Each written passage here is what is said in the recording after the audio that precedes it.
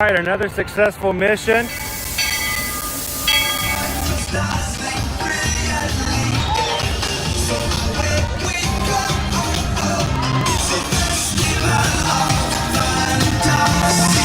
You just look strangely uncomfortable. Can you ask the raptor for motivation, please? Okay. She's very photogenic. Nothing can stop us now. Oh my gosh, I'm so excited. It's Chip and Dale. How are you guys doing?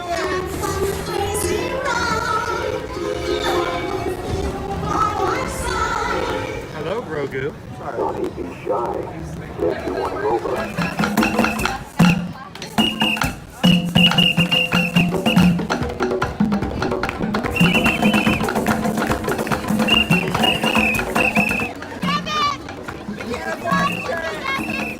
Now, Universal Orlando Resort, Earl the Squirrel needs his own Christmas tree over here for the meet and greet. I think so. I think we're gonna make that happen. We'll put that. 4 of you have tried to kill me in the past. 1 of you succeeded.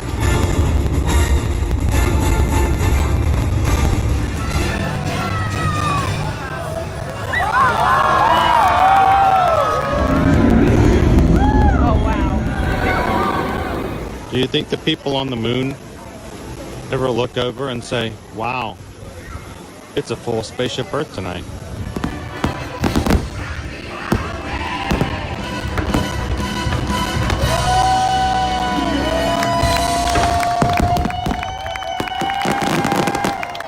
Well, welcome back to the sign welcoming you to Universal Orlando Resort. Terrifying, isn't it? Hiya, Scooby!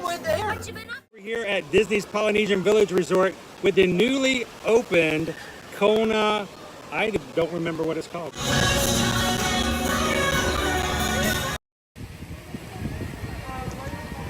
Good morning, Magic Crew. Welcome into another Ear to Ear Magic live stream, coming to you live today from Universal Orlando Resort here in Orlando, Florida. How are you guys doing today?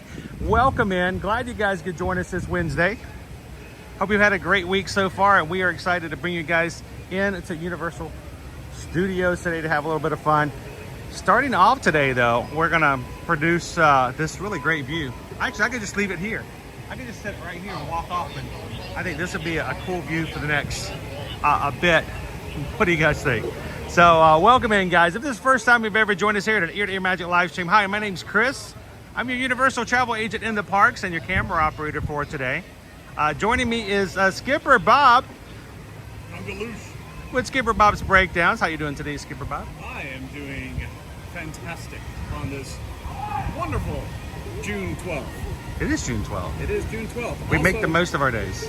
Also known as Orlando United Day. Yes, it is. So I think, how many years has it been? Oh, I don't know. I didn't mean to throw that at you, but you know. Yeah. It has, I believe 12. that's the number that stuck in my head, but it seemed like that's way too long. Yeah, I believe it's shorter than that. It could be closer to 10. But it is, I'm glad that you guys could come and hang out with us today.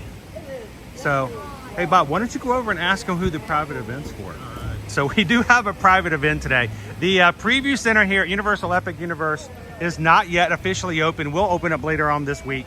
But we are glad that it is coming soon. We're going to get some early views of what our new third gate is going to be here at Universal Orlando Resort coming 2025. We're pretty excited. I mean, Susan and I are Travelmation travel agents, okay? So you know we're excited because this is a brand new place for us to go explore and have some fun.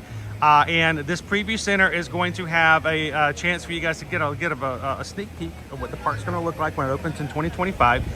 And when you go inside, I want to let you guys know, inside the preview center, you can use the brand new app, and it's an AR app. You can download it now at home if you want to. If not, save it to when you get here. But the cool thing about this preview app is it allows you to go inside and to see some of the maps and things that are inside come to life. So you can go check it out. And when you take the AR app and you point it at the model on the inside, it brings it to life using AR. So I know annual pass holders, anyone else who's coming to visit here very soon is going to be really excited to get a chance to do this and to check this out. So, all right, Bob, who's the private event for? Are you a team member? I am not a team member. I am not a team member. But it's for team members. Team members, awesome. So we team can members get in tomorrow. We could get in tomorrow. I know it opens up on the 13th to everyone, and I guess we're opening it up today for team members. So, is there an application I can fill out real quick? Go through the hiring process. Yeah. You'd have to be vetted first. I don't know if they want to vet me or not. But inside the preview center, of course, you're going to have your different portals. There's merchandise for each of the portals in different areas, and referred to as lands. In other parks, we're going to refer to them as portals.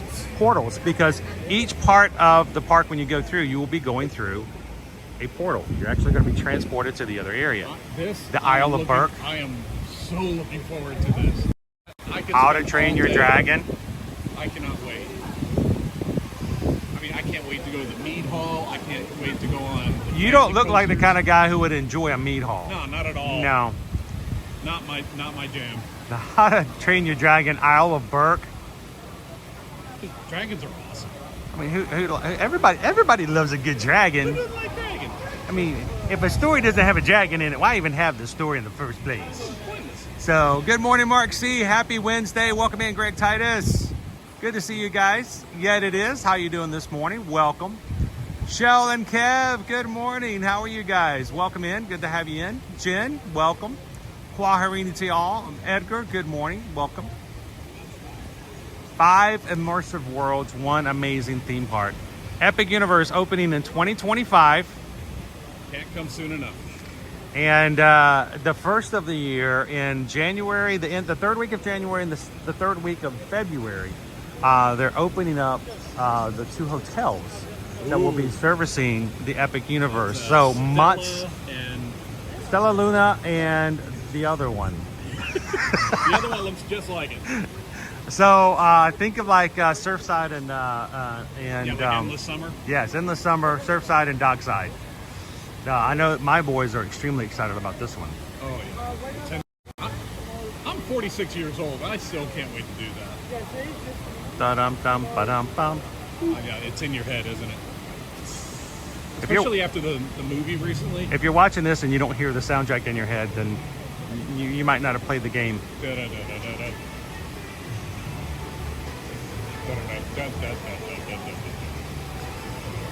Riding the rides, the cafe, I'm really excited to go in and check out.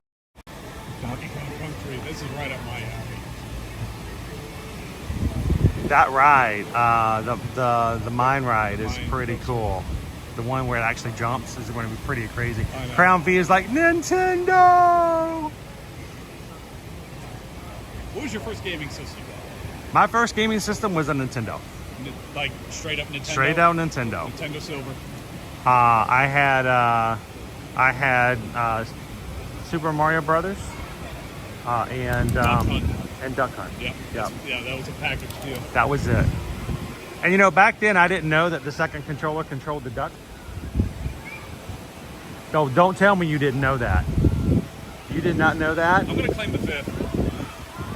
Hang on. Did you not know that the second controller, the second player controller, if you had a friend over, they could control the duck?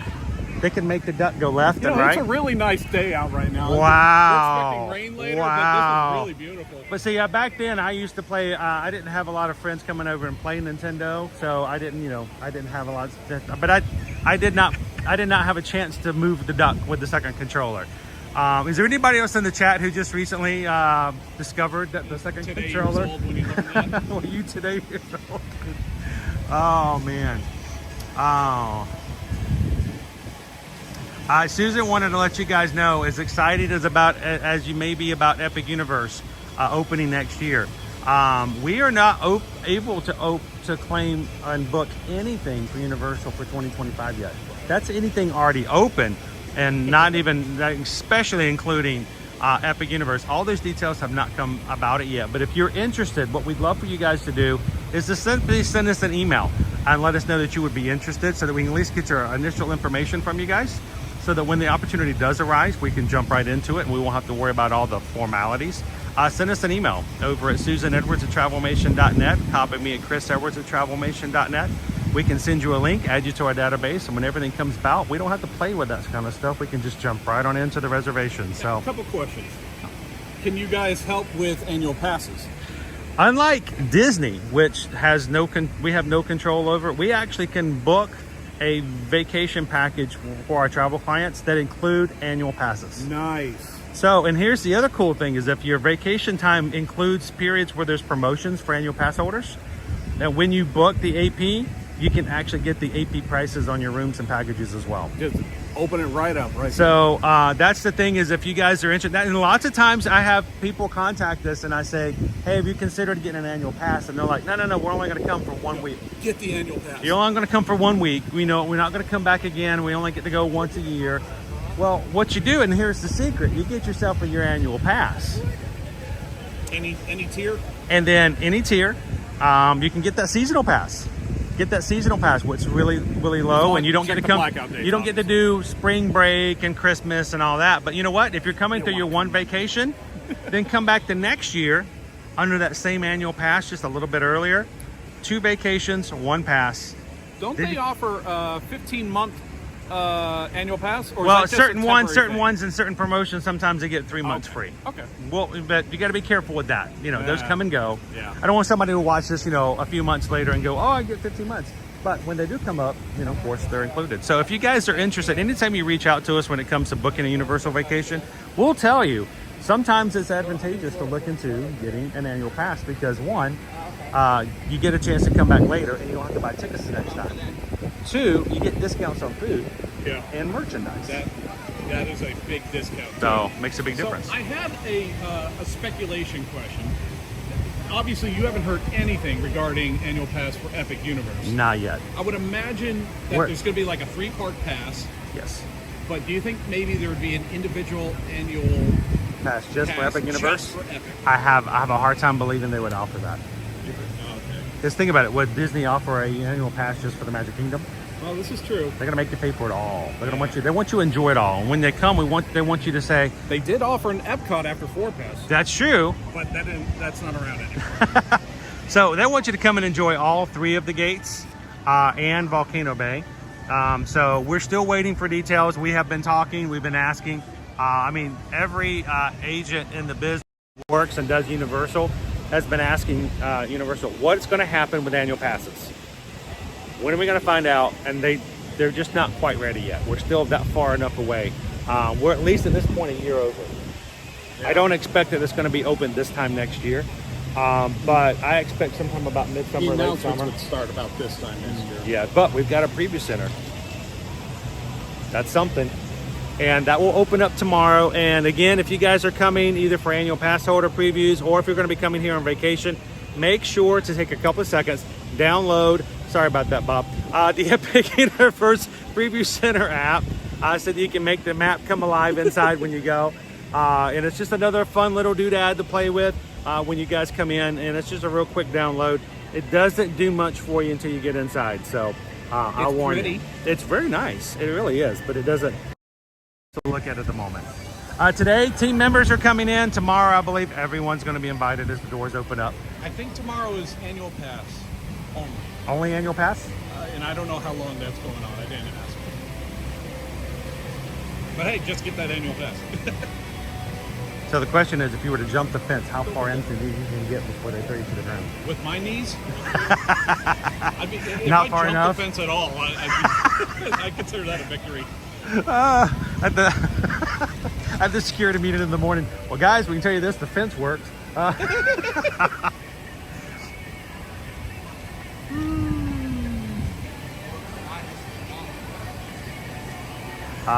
got a good queue over here, but there's not a lot of people coming in, so. No, it is. The park opened 15 minutes ago. Yeah, it's still early. So let's head on in, guys. Welcome. If you guys are just joining us, good morning. Welcome to Universal Orlando Resort, heading into Universal Studios, Florida. I've been coming to Universal for a long, ever since it opened back in 80. kind of that's pretty cute. Shrek hat. Used to Shrek, yeah. What if it glows in the dark? It looks like it might. Wear that during the some of the HHN houses.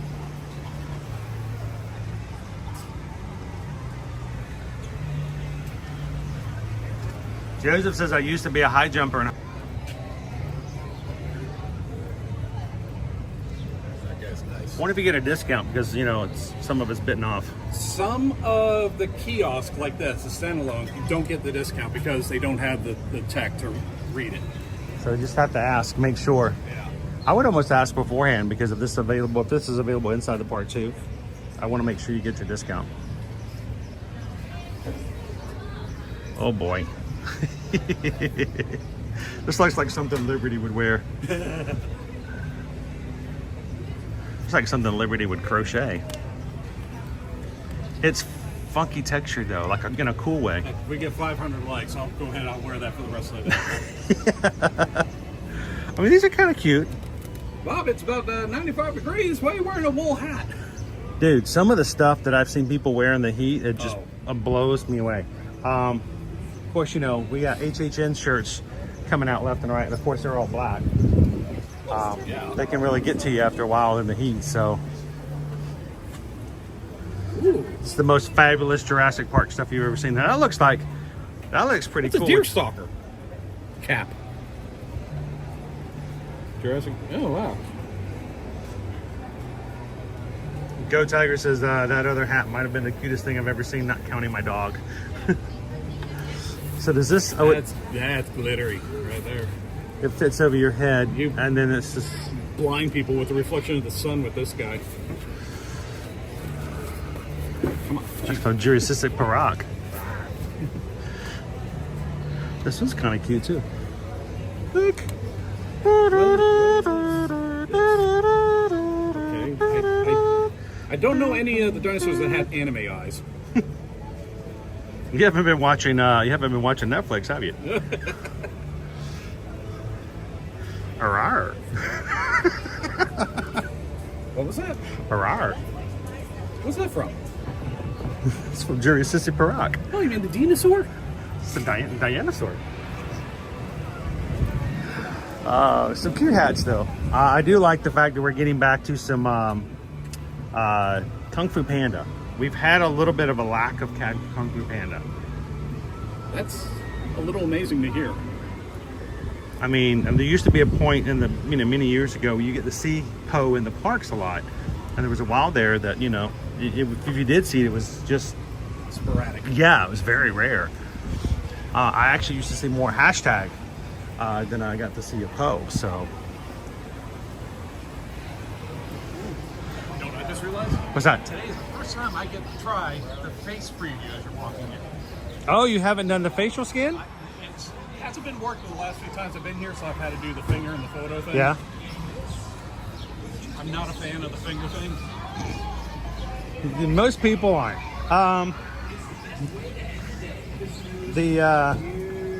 The photo thing works pretty well, except for me. I think it's funny that I joke about the fact that it probably recognizes me more when I'm holding the camera than it doesn't without it.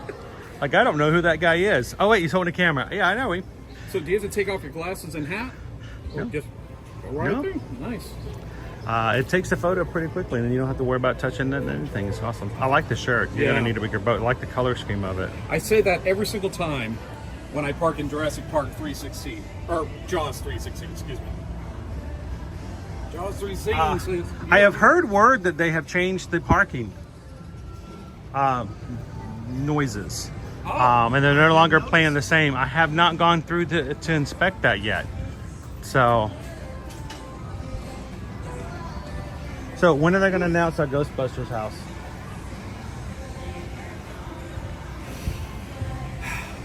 You think it's going to happen? We got 3 more. We got 3 more. We got 3 houses left. You think it's going to happen? It's going to happen. Okay. I guarantee, because I looked into that little tidbit Uh-huh. of the Buick logo, Uh-huh. and it was the logo that Buick used only for like 3 years in the 50s, which is the same exact model as Echo 1. Is Echo 1? Echo 1? I think it's happening. I just don't. I think they're holding it for last. I don't know. We'll see. A Quiet Place was last week. And some of the things I've heard about Quiet Place House sounds amazing. I don't get how they're going to do a Quiet Place house because I'm sorry, but an HHN house is the least quietest place in all of Orlando. Well, it's going to be brand new where they're going to do stuff they've never done before in houses. And I'm assuming that means if you make a noise, if they startle you and you scream out, they're going to swarm on you. Oh, no. That's what I think they're going to do. No. That can't work. Oh, I can't wait for it. Good morning. Welcome in.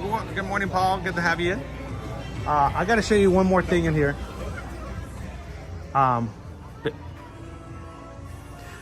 We were in here last week and stumbled across this new product. I know, and crazy, isn't it? I'll take it. We stumbled across this last week, and I had to check it out a bit. But this is our new Butterbeer barrel wagon. Now, it took me about 5 minutes to figure out what it was and what's inside of it and how to open it. Is there like a release button? Oh. Wow, you found that way too quick. What is that? Those are gummy Butterbeer candies, Oh, they're like butterscotch? I guess. 40 bucks. Yeah, you can smell through the plastic. 40 bucks and they're yours. But it's a cool little container. Now, there is one more thing to... Okay, that's what look at that. Do those pop out? Nope. They look like they do, but they don't. No, they don't. But it's still very cool. Butterbeer. Oh, And, now I want a butterbeer. $44. A little pricey. You're not obviously paying for the Candy. the candy. No. Nobody's for this to sit up on your nobody goes, wait, what's inside? What is that candy? How many ounces? No. It's all about the wagon. That's not, I've seen popcorn buckets with less space. Yeah, exactly. I thought it was a popcorn bucket at first, because you know how it goes. Oh, I like the lanyard. Christy says, there's no way. I definitely can't go into a Quiet Place house. Would not be coming out alive. Think about it though. If you had to be quiet, but that's the whole. I'd be giggling too. The whole thing about HHN, and I know he's giggled through so many houses. I'm a giggler. If there are HHN houses that you go into, you are inundated across all of your senses, and that includes sound. They try to overstimulate your entire body through by sight, sound, luckily not taste, but unless you taste the fog. And so the idea of a house being quiet, I just don't see it. I don't think they could pull it off. And if they do, I am going to give it a huge accommodation for it. But I don't see how they're going to do that for a Quiet Place. It's going to be pretty interesting. So, how you doing, Shaquille? Welcome in. Hello, Cindy Charming. How you doing this morning, Amy? JS says good morning. Hey, guys. What house are you, Chris? I am Gryffindor. Gryffindor. Gryffindor. Alicia says, ooh, they have a price on it this week. Yeah, last week we were trying to figure out exactly how much it was. Oh, the bucket? The bucket. The candy barrel. It is empty in here. Look at this. There's a total of like 5 people in here. Should we not be in here right now? Is it open? Are we not supposed to be in here? Is this not a store for us? You're not welcome. Red rum. Lone Wolf says, I wouldn't last 5 seconds. I'd be laughing at the screaming. You're the perfect person for Quiet Place. That's why they created the Quiet Place. So you know what I did when I got home last day? Laid in bed and turned on a Quiet Place. And Susan had never seen it. Oh, great movie to go to sleep to. Susan had never seen A Quiet Place, and the reason Susan had never seen A Quiet Place is because Susan doesn't like movies. Spoiler alert. 5-second warning. It's an old movie, so I don't have to do more than 5 seconds. But spoiler alert. Not everybody makes it in the film, and sometimes Really? A horror movie? I know, really. But Susan's not a big fan of movies where likable protagonists don't make it. Oh boy. She really does not like movies. She really does not like movies where the bad guy wins. If the bad guy wins, Oh, she is not happy. So she hasn't watched a lot of French movies, then I'm guessing. We do not need this happy ending. French Canadian, maybe. But no, so. And it's funny when you've seen a movie several times and you have somebody else come in, Oh yeah, watch you're it for just the first time, dead to it. and well, they come in and they start asking questions and things that are extremely obvious for people who are looking for the obvious things, like, well, why didn't he just do this? I'm like, I don't know. Stop pointing out the potholes. But no, I went home and watched A Quiet Place last week, and I did not realize that A Quiet Place 2 takes place like almost immediately after. Oh, I haven't seen that. So you haven't seen A Quiet Place 2? Not yet. That one really got me, as far as just like the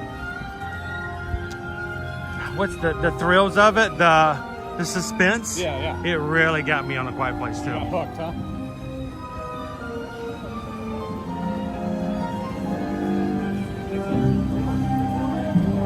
Good morning, Zyra. Welcome in. How you doing, Thorin?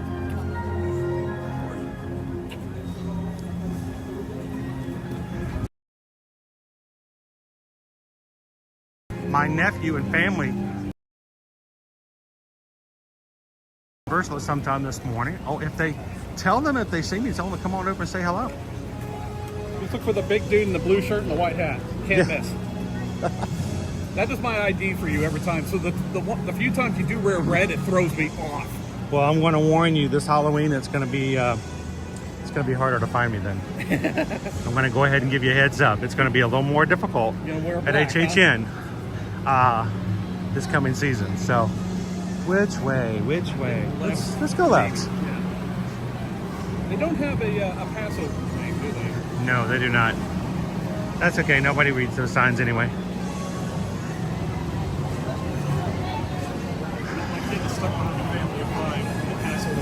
Oh, we're not supposed to be here? They let you in anyway. Yeah. All right, I'm going to let you go through first so we can see everybody's, you can see your reaction as you go through the photo validation. No, I don't think so. It's your first time using it? Yeah. I don't know. I don't think so. More seamless visit with photo validation. New, faster way to access select experiences. Now, if you've ever come through here in your Universal, the Express Pass, you're already accustomed to this. It's the same type of technology they use when they do Express Passes here. When you go through a queue, an Express queue, they will actually have you scan your ticket or your pass and then take your photo with a camera to validate as you. How is that different from other parks? You go to another park and you're wearing those little handy-dandy little bands that go around your wrist. Yeah. You have an access to something.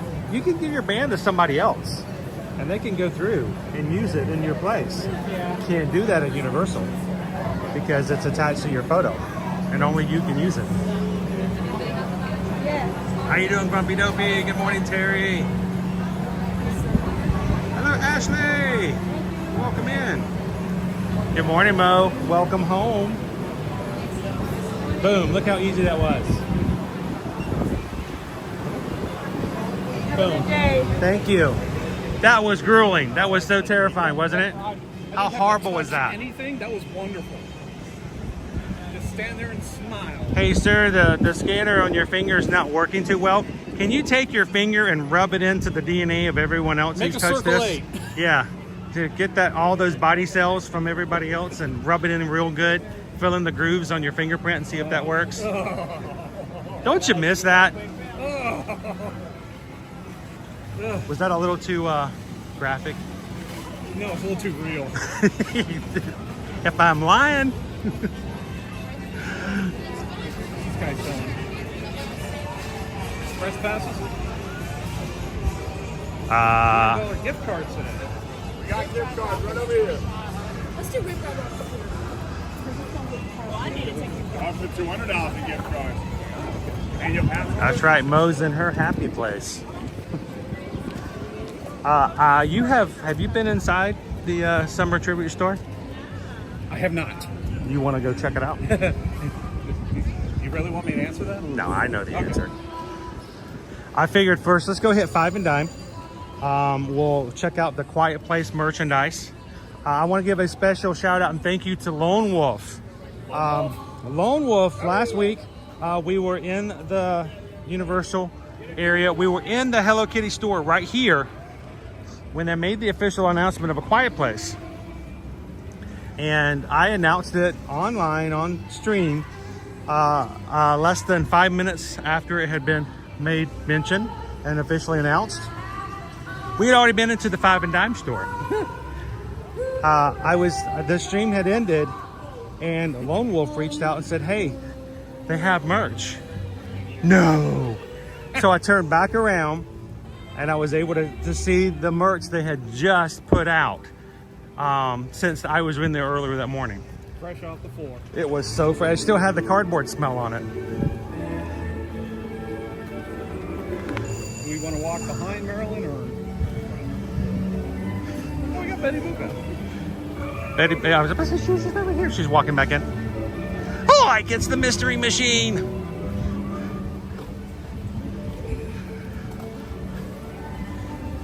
Why does it smell like they've been toasting stuff? It's like so toasted, man. Avocado toast even, man. Yeah. Get a special herb. Marilyn is out today.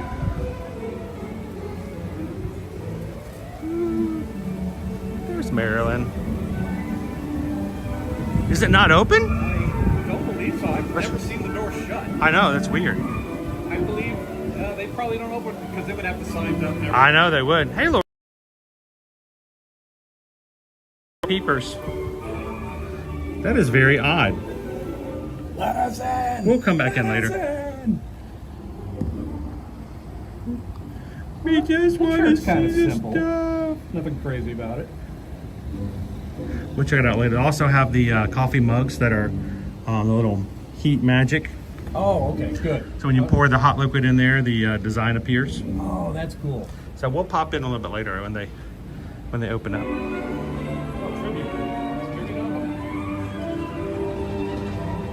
The exit's open. We'll go in backwards if we have to. Oh, dude. What is that? That was not here before. There is a phone booth. That is not a regular phone booth. Where's Rufus? Oh, man. That is new. Check out the check out the umbrella on top.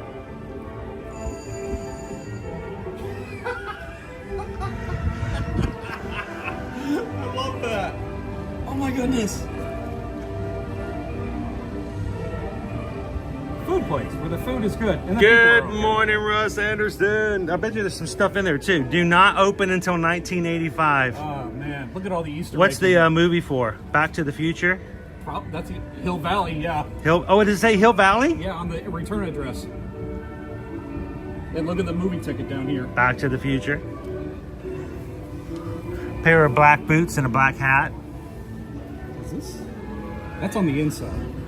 There's a Knight's helmet, a Circuits of Time directory on the inside, and there is a piece of paper that's been taped to the inside. It says "Call Rufus." Now, because we're inside of a video store, we're going into a video store here. They have stickers that they put on the movies to tell you what kind of movie it is, right? What genre? Yeah, and look at our genres inside our phone booth here. This is obviously, let me pull it in here so you guys can see it. Easter egg for the It characters. says Call Rufus, and it also says science fiction and comedy. Emphasis on comedy. Wild Stallions. Circuits of Time. Oh man. They do everything right, don't they? This was not here before. The umbrella has bubble gum on it. That's right, Grumpy Dopey. It's Bill and Ted's Excellent Adventure. It's our time machine. It's like that one little video of the little boy goes, "There's my sandals." So it's our time machine.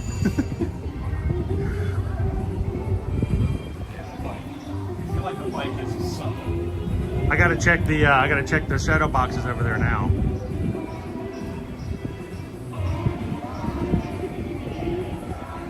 So, good morning, Carol. Welcome in. Welcome in, Austin. How you doing today? Glad to have you with us.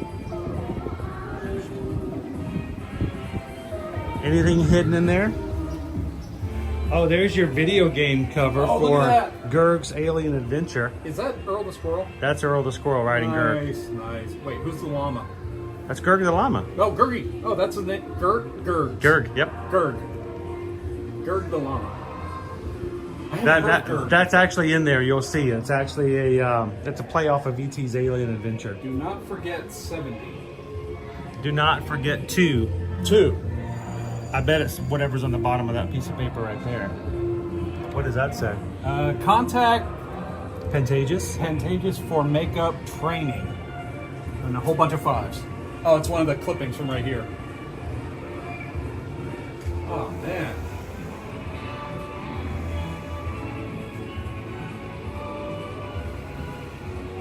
Phone booth access. Movie ticket. For that. To the booth behind us is Ghostbusters.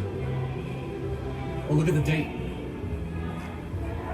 5/24/24. And notice Beetlejuice card there. Hardware. Martin Brody, Chief of Police. There's your Jaws. Biff's Auto Detailing in Hill Valley, California. Louis Tully. Oh my goodness. All kinds of hidden little things in here. All right, Fox Mulder poster. what is that? Oh, that little clipping there? Yeah, inside the binder. It's that's taped. I bet, they like to hide stuff. So, I'm curious to see what's in there. Nothing on the back. Oh, that's just a staple. I thought that was like really tiny print. And then behind the tribute store thing, Marty and that is band from I the don't remember movie. what his band name was, but during the talent show trial. Yes, the Battle of the Bands. Yeah. Cool. We are so easily entertained, aren't we? We are. Welcome in, everybody, to Universal Studios, Florida. And Skipper Bob from Skipper Bob Breakdowns hanging out with us this morning. This is going to be his first time going into the summer tribute store. He may be a little excited.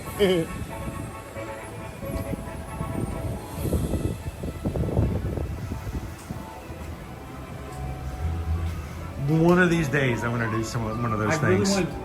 You know what? If they do duo, 2 people. If they do, you and I should do that for Horror Nights. Yeah, that would be awesome.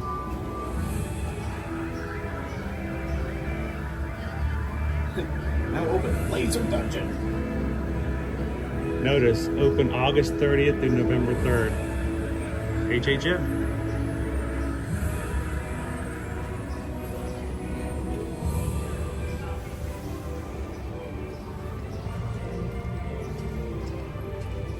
That's giving me flashbacks of Mystery Funhouse, place we used to have here in Orlando. Now, one thing I haven't figured out yet is there's a couple of these monster cards hidden around and through the store. Okay. I don't know if there's any significance to it other than the fact they're just there. But I'll keep looking for them. I've only found 2 so far. I'm willing to bet they do have some significance. This is actually one of my favorite hats from the store. I don't know, something about the color scheme of it. All right, so we're in our first room. This is our mega video store. Now, I'd like to point out that so Bob's over here checking out the covers. These are people who have paid their $100 to have their photo placed into the cover of the. You can see our friend Jackie here from Super Enthused. Oh, look at her. Of course, when this summer tribute store is over, they will get to come pick it up, and it's theirs to keep as a souvenir from moving forward. But we talk about the mega video store. is sort of a call out to something coming out this next month. The Universal Mega Movie Parade starts, I believe, July 3rd, off the top of my head. It is going to be the new daytime parade here at Universal Studios Florida. So I'm excited about that coming back in and having another daytime parade. So we'll be back over in July to show you guys the Mega Movie Parade. So of course we got the Mega, The camcorders. the Mega Video Store. Is that sweet? Oh, they've got a few of them in here.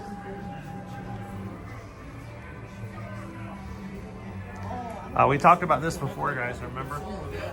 The tape rewinder?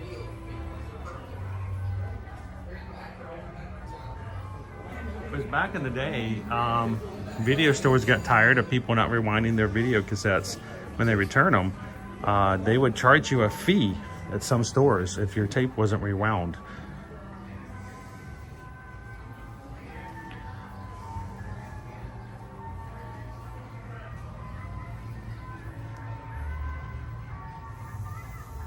I know, I'm pretty excited about that too, Cindy. You know, we love a good daytime parade.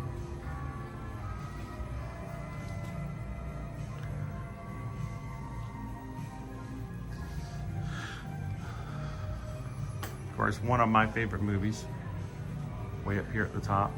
Gotta look up for it. All I need is this remote control and this chair.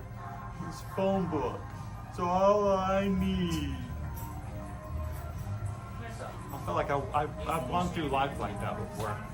Can you imagine if that's how the movie was pitched?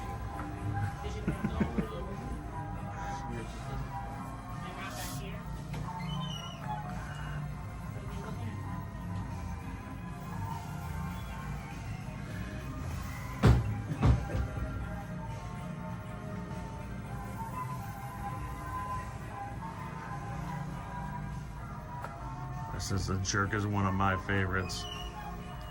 It takes all I can, Russ. We are a family friendly streaming channel, so I have to be very careful because sometimes some of the quotes from movies, like, oh, no, can't say that, especially taken out of context. My filter is in full effect Especially today. since it's a very early on comedy. I don't know. Could they make the jerk these days? It'd be easier than some other movies. Yeah.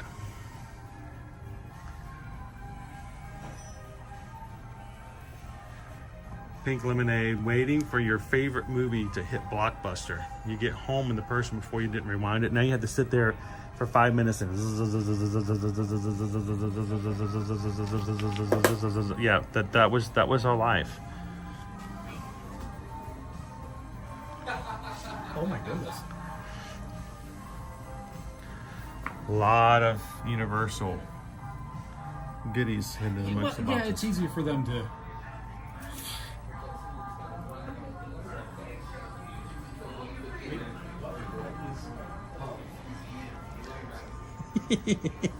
You're having fun. He's checking out all the movies. Well, I see this movie, this box for Harvey, and I thought it was Who Framed Roger Rabbit for a moment. Oh, yeah. Well, you know, it has elements of that. Now, we're just going to overlook the fact that this movie was not out in the 80s, but that's okay. That's all perspective. Yeah.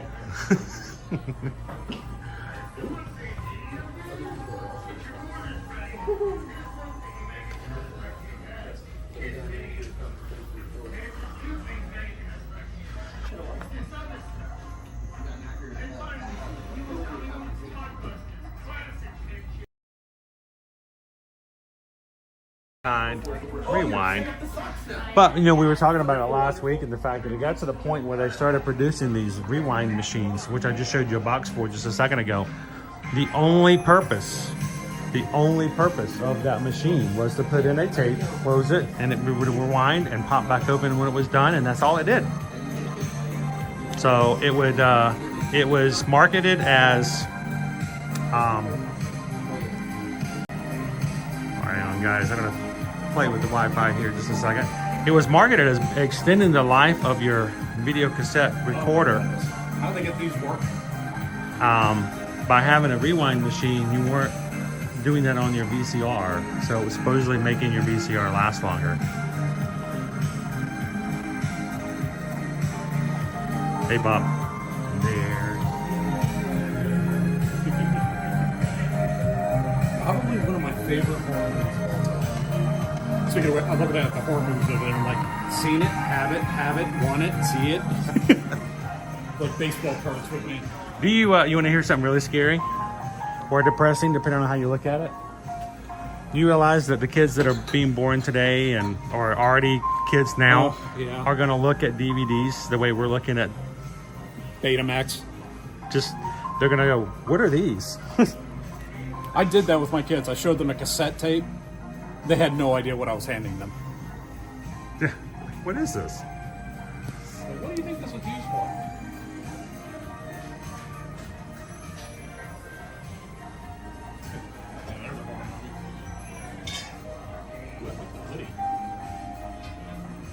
Ooh, this is a soft fabric.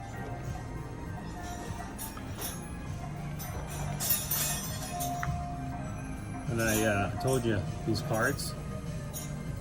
Want to know what these cards are about?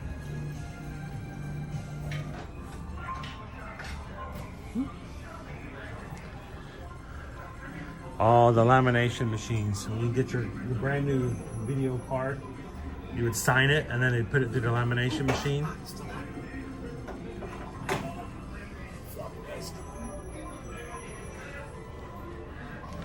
Are you asking me what my first video game system was? I guess in reality, I misspoke. It actually wasn't a Nintendo. Atari? It was a Commodore 64. Commodore 64. I had to buy these cartridges that fit in the side of it or the back of it, and I'd play these games, which if you looked at now would go, no way would I play that more than 30 seconds. But baseball. one of them I actually had on the Commodore 64 was called Tooth Adventures. And your whole job was to brush your brush the teeth of the screen. 4 pixels at a time. If the teeth got dirty or too much tartar came up, then your tooth would start to decay. And if you got too far along, you would lose a tooth. Talk about just gripping action. It was crazy, the feeling of it all. So Grand Theft Auto has nothing on that. I know. Good morning, Shoshana B. All right, so this is our first store.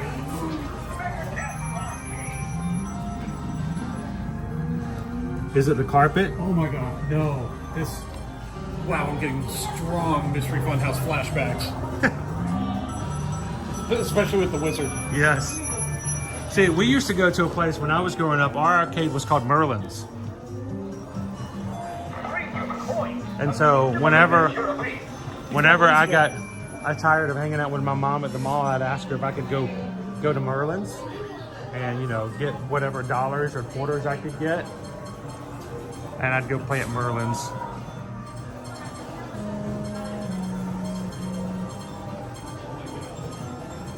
Find colorful treasures from faraway lands at our prize counter. Like Sanford. Nick says MTV is 43 years old. No, it isn't. That's okay though. I mean, it's been 18 years since they played any, you know, music. So you see it? No, it's the game they're parodying. Are you bad enough, llama, to save all the coffee? There's Gerg the llama. There's Earl the squirrel. And they are parodying E.T.'s Alien Adventure. Ooh, which is notorious E.T. Infamously the worst video game in all of history. Arguably, yes. It's like, how in the world did you ever play that game? Never figured it out. It's basically walking around and falling in the holes. And avoid the FBI agent. Ew, and the mysteries of this carpet. I know, this is wild. So this is my theory. I have nothing to base this on. I have not read this anywhere. I have not seen this anywhere. This was just my first time walking in. My gut instinct was, this is coming off. I mean, you could say that almost anything. But that's going to be coming off as soon as they make the announcement. Ah, a lot of announcements. I think it's an HHN house. No peeking. But look up. It looks very the real Ghostbusters animation stylish, doesn't it? So that's why, and like I say, I'm dying upon this hill because I've said it every time we walked in. I think that as soon as they announce Ghostbusters, they're going to take this off, and we're going to have a Ghostbusters console, or at least a parody of a Ghostbusters. I'm gonna guess the image on the side is not going to be what it's going to be the game. Probably not. How you doing, Eugene? Welcome in. They take like original game cabinets.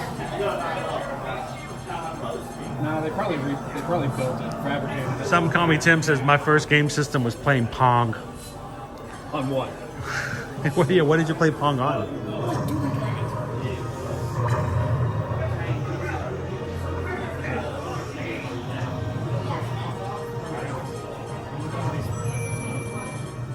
Nick wants to know how many quarters you think we went back through.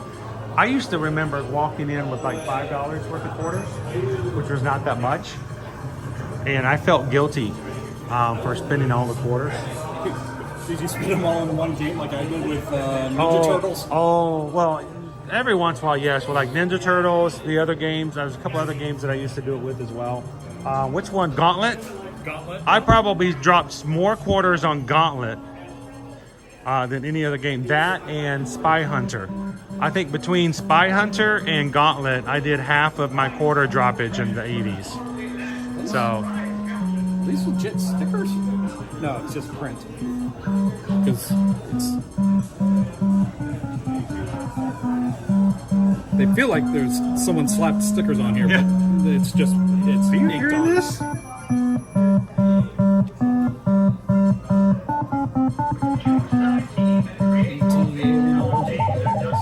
Oh, now you guys are getting it. What video game was your childhood? Did you play? Go Tigers. House of the Dead. Yes. House of the Dead and House of the Dead 2. So, how was the preview center? I saw you guys walking in when we were walking out front. I was like, I can't wait to get in here tomorrow. Awesome.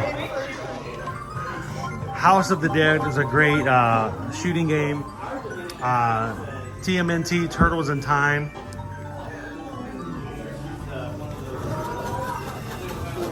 I had the Nintendo Teenage Mutant Ninja Turtles game. The one where you're swimming through electric seaweed? No, that was the worst level. I drowned so many times as a turtle. Could not figure out how in the world a turtle's drowning, but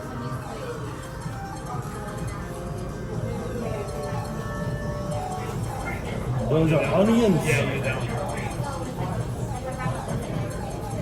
Ogres are like onions because they stink. No, because they have ears. I think it's because they stink. Nobody likes an onion. That's actually really pretty. It is pretty. The ogre should be like parfaits. Everybody likes a parfait. Oh, because it's animated. When he retired, he also made, they were giving him 80 or 90,000. And he wanted to come in front of the build himself a massive house.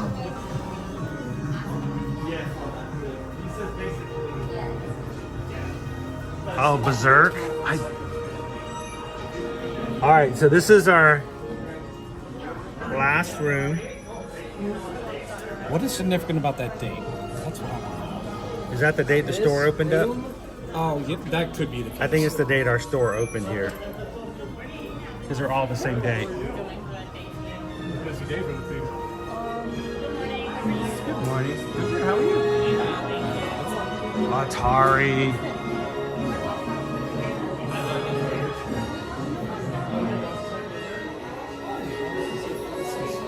Ogres are like onions because they stink. No. Because nobody likes them.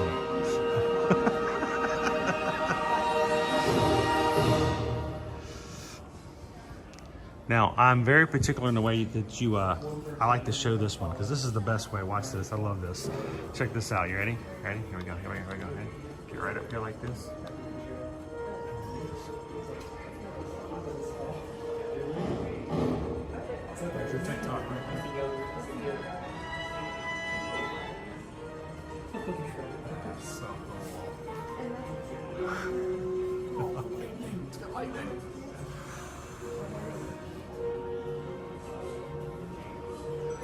It's the first time we learned that you can, in fact, cross the streams.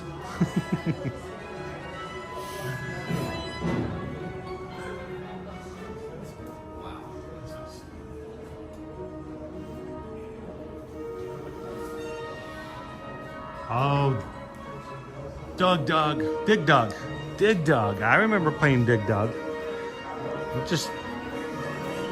Dig Dug was one of those games in which I learned that the best way to take out an enemy in a video game is to be introverted and passive aggressive.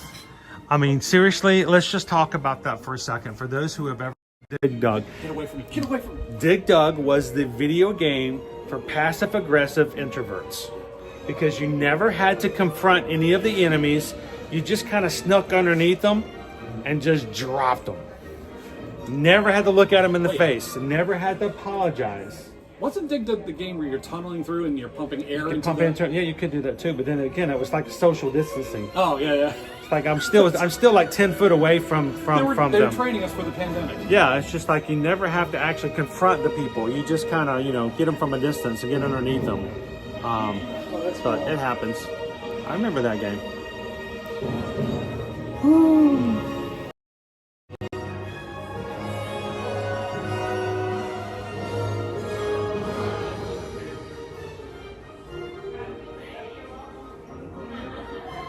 This place is overwhelming. It's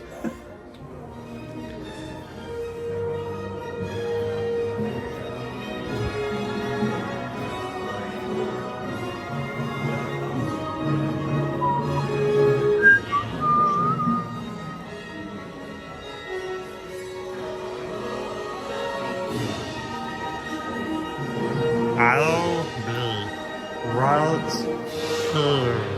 that's cool.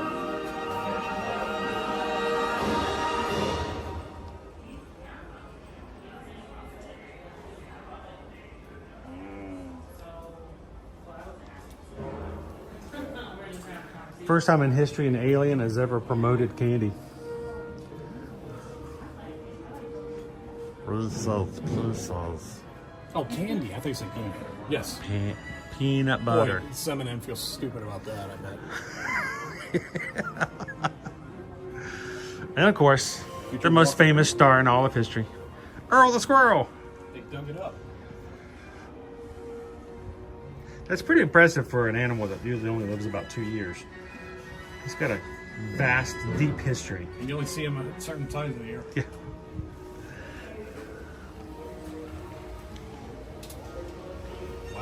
Wow. Okay. I never would have thought I'd see these three movies next to each other.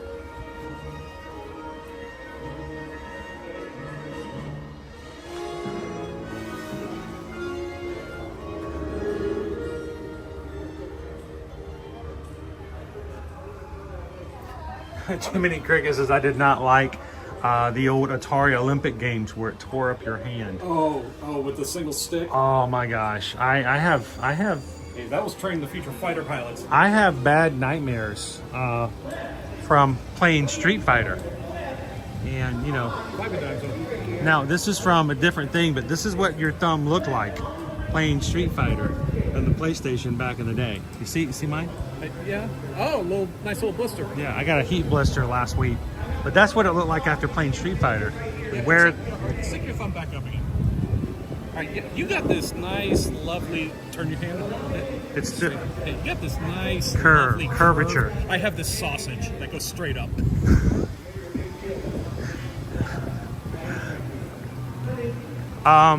So I have to tell you this story because you guys would appreciate it. We're talking about video games, and Skipper Bob would appreciate this too. I got to attend something back in the 90s. It was a brand new thing, had never been done before, and it was something that I got invited to go to. It was called the Electronics Entertainment Expo. Brand new in the 90s.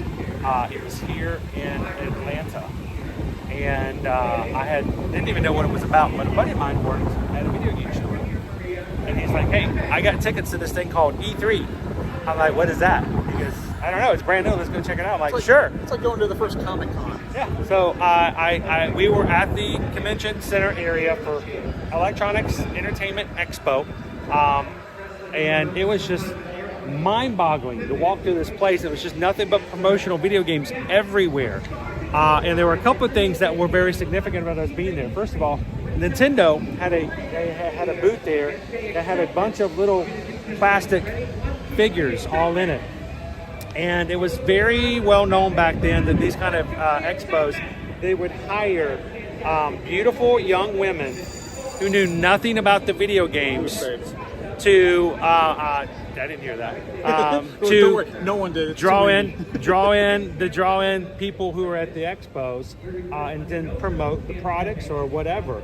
And we had this very beautiful young woman who knew nothing about what she was talking about enticed me and my college roommate over, and then she handed us this plastic bag with a keychain in it with a little yellow monkey-like figure. And Was it a monkey ball? And I'm like, what is this? And she's like, oh, this is something new coming called Pokemon. And I'm like, what? And she's like, yeah, it's called Pokemon, and what you do in the game is you walk around and you collect all the little monsters. And when you win and you get all of them, then you can be a master of the Pokemon. I'm like, okay. Threw it in the bag, walked on. Moved on with your life. Moved on with my life. Little did I know how big Pokemon was going to be.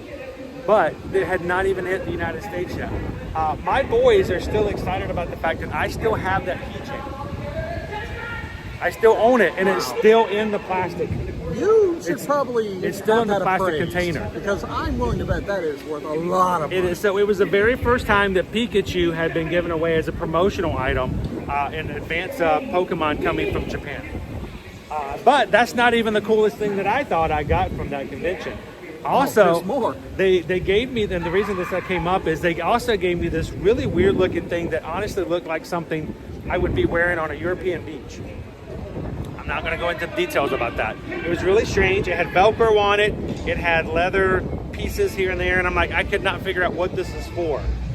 And the guy who was handing it to us says, well, this is for your fighting games. I'm like, okay. You want to give us some more information?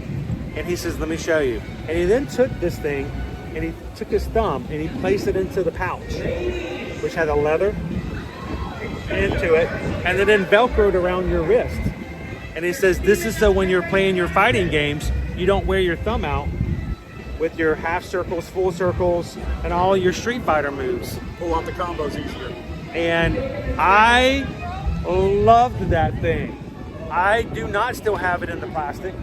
I wore that piece of leather wristlet out, because from then on, whenever we would play, we'd go over to like other, roommates or another dorm mates' rooms, and they're like, "Hey, you want to play Street Fighter?" I'm like, "Sure, hang on, let me go get something." And you walk in and you're like, I'm a pro. You put that on, they're like, "Dude, you're no, I'm not playing you." But no, it was really cool. So I still think about getting that little thing, that little wristlet that goes over your thumb to protect your thumbs from getting worn out. And I got it at Electronics Expo E3. So 2 years they held it in Atlanta, and then they moved it to the West Coast, and I missed out on it moving forward. So.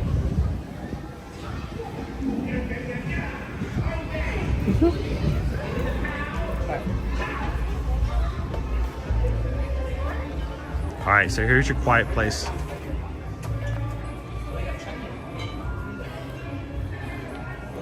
Good morning, Andrea.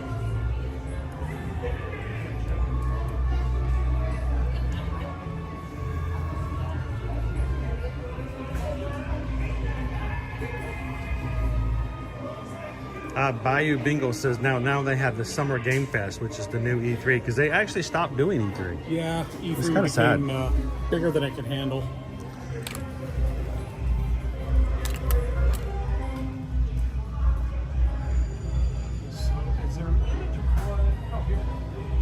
See, I thought rule number one is we don't talk about Fight Club, but because everybody's got different rules. It's also the second rule. But the fact we're talking about it kind of breaks rule one. I'm a rule breaker.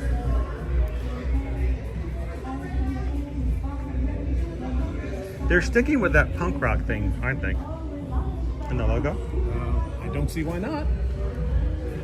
So do we have anything that's punk rock yet? Well, the first shirt over here looks like it's punkish. Yeah, but as far as like any of the houses, or we don't have any of the scare zones yet either. Have they announced all the original houses? I think we're not going to get any more because we already have 6 of them. That's a lot. Yeah. Now we have 1 IP. We have 3 spots still left. Those are all smalls. So get you one of the orange ones. I want that. I want that. No, I think you look really good as a giant traffic cone. Walking like to the a houses pumpkin. going, look at me, look at me. Find me. But, you know, I kind of felt like last year, I feel kind of bad. They did the whole see you in the fog. And I didn't feel like there was a lot of fog, other than the fact that there was just fog. This needs more fog. That's a critique right there. So they came out with the orange one first, and I think there was a lot of backlash from people because, like, who's going to be wearing the bright orange? Because you have to wear black to HHN. That's like the color. And orange is the new black. I don't think it took on. Black light. How you doing, Michael Oh, the Mark? letter. If we can catch the Blues Brothers, sure.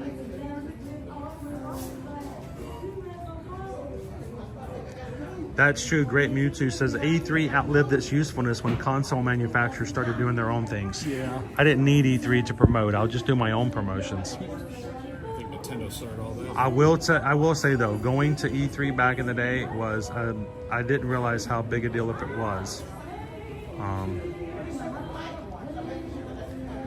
Oh, I missed it. Cake Toast says Nick P gifted 5 memberships. Sweet. To the cast. Thank you so much, Nick P. Let me see if I can pull that up. See, who was it?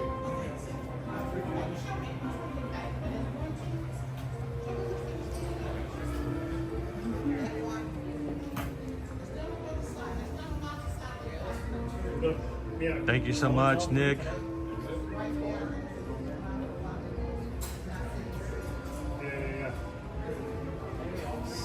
I was looking to see if I can see which ones they were. 5 of you guys were randomly selected by YouTube to receive the gifts. So congratulations, guys. If you're now green in the chat for the next 30 days, you are in the cast. You have special emojis you can use. And we appreciate you guys being a part of it. Nice. Is that a trucker hat? The- I love me some Creech.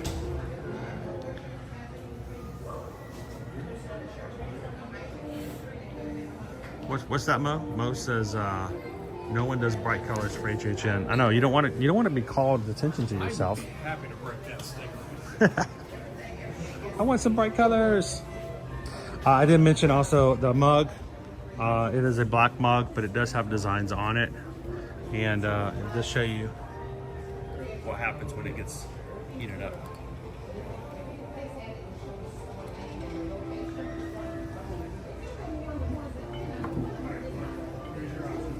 I wonder if Emily Blunt changed it out of a mug like that.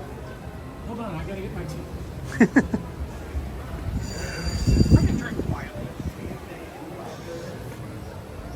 The mood and the temperatures and everything really changed outside. Yeah, my glasses get something fogged up. We're pretty soon I won't need that.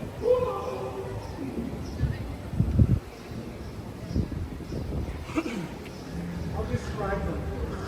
We got the Simpsons out this morning.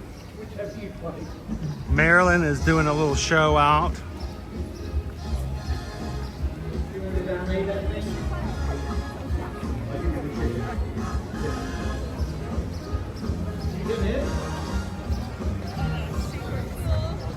David says good morning from Atlanta, Georgia. Good morning, David. How's Hotlanta doing today? Probably hot. Where before we moved to Orlando, that's where we were home based out of the Atlanta area. Of course, you know, like here when people say they're from Orlando, we weren't actually from Atlanta, but you know, we just called it that way. It was just easier. Hello, Kara. It is Happy Hump Day. I forgot it's Wednesday. Oh, Wednesday. Our streams this week, of course, this morning we are over here at Universal Orlando. Tomorrow, Thursday, we're going to make another attempt to ride Tiana's Bayou Adventure. A second attempt. Our first attempt did not go well.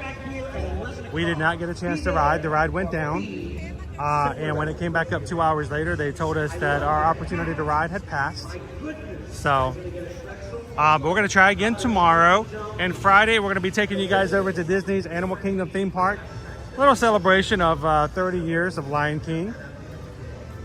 So go find our streams for tomorrow and Friday. If you haven't done so already, give them a thumbs up. Put the notification button on. Come join us this week. And if you're watching for the very first time, guys, we'd love for you guys to join us for all of our future live streams. Take a couple of seconds and hit that subscribe button. It's time well spent.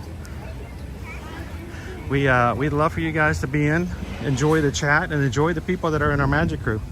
I'm just here to provide some background, some sights, some sounds, while the rest of you guys enjoy hanging out with each other in the chat. So Can't do the smells, but we can describe it. I wish we could do smell-o-vision. I don't think we do. Well, some of the time. Yeah. Some of the time. Adam in says Animal Kingdom Friday sounds fun. For us, I think it's just organically has turned into a day where it just kind of eases us into the weekend, right? Animal Kingdom is one of my favorite places to go and just walk the tracks. There's so much to see. I like to just go hang out at the animal exhibits, the Kilimanjaro safaris, and instead of it being run, I kind of felt like we can just kind of hang out for a bit. So Dave is going to be down from July 15th to the 19th. Well, if you see me running around, my blue shirt, my white hat, come on over and say hello. Just tackle him. We love to see you in the parks. Just imagine Lawrence Taylor would come up right behind him. So let's take a right. Let's go on into DreamWorks. You haven't been into DreamWorks, have you? I have not. I did watch last week when you were in here for a little bit. Crown V, yes. AK Fridays is such a nice time to hang out with everybody. And yes, Nick, it does look like rain. Top looks like rain. Yeah, we have that Come on, rain a tropical bit. wave over Florida right now. Mo, out of curiosity, will we do a lunch poll today? You know, I'm not sure. I'm not really. It kind of happens outside of me, right? Hey Susan, let's set up a Minions cafe lunch poll. You can try, but I've learned to just go with the flow. Just let her do her thing. Go with the flow. We may or we may not. Just keep an eye out for it. New sign for ET Adventure, yes. Did they move the old one out? It's still back there, but the new one's not fully functional just yet. But think about it, now with this new area here with DreamWorks, they don't want you to have to go all the way back to see what the wait time is. Oh, that's very convenient of them. So they've just moved it forward a little bit. That is pretty big. Look, it's the king of Universal. He's out this morning. Oh, and it's Shrek too. Oh, and Fiona. There's a lot of green over there. Look at that. There's a lot of green stuff. Everybody's green except for Donkey. San Antonio. Oh, I don't like that place though. They got Spurs. Yeah, and I'm not a fan of Spurs. No, Shrek thought it's funny. Jump on my back with a pair of Spurs. That's why you can't see the bottom half. Speaking of which, Shrek, I'm gonna need you to rub spine on. Like the cattails. D, why are they having all these problems with Tiana's? It's a new attraction. It's going to have timing issues. Everything has some technical issue. You have to run it through. That's why they have those types of tech rehearsals. We are we're in tech rehearsals right now here for DreamWorks Land. It doesn't officially open until Friday. But why do they do this? It's so that they have a chance to make the things move, jostle about, get in the heat, have people on it, and it allows them to sort of work out the bugs. So, it's just part of it. So, gonna push the button. I think you should go push the button. Come over here. Come on, Bob. We got a button over here for you to push. It's squishy. Yeah, I like it. All right. What do we got?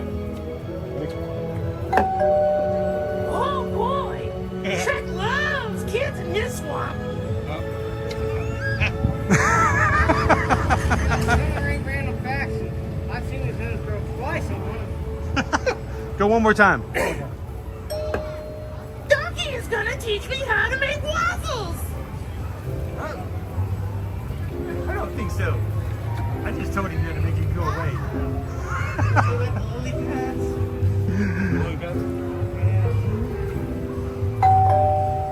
Oh boy, Shrek loves kids in his swamp. You can ring bell for service. First,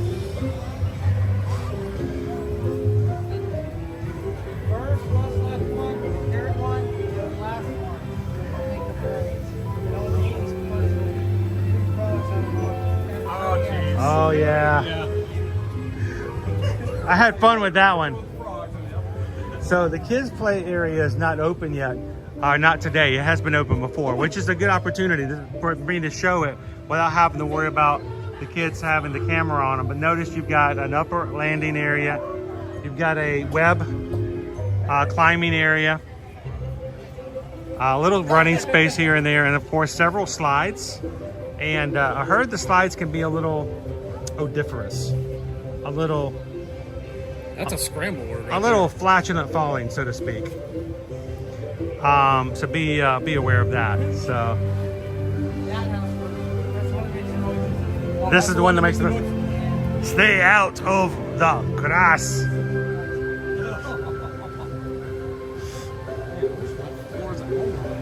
Isn't it nice though? When you're running, it's just a lot more cushy. You'll never have arthritis in the feet. The little ogre strolling parker.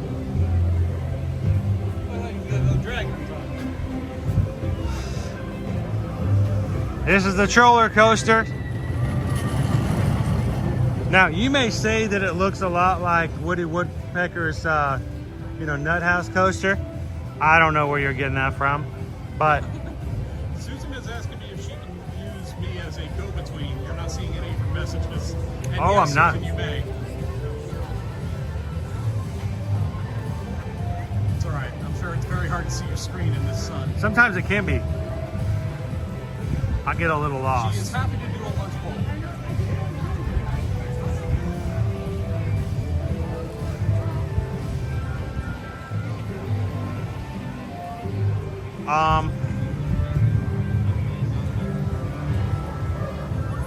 Yeah, it still feels like I'm walking on the soft stuff over there.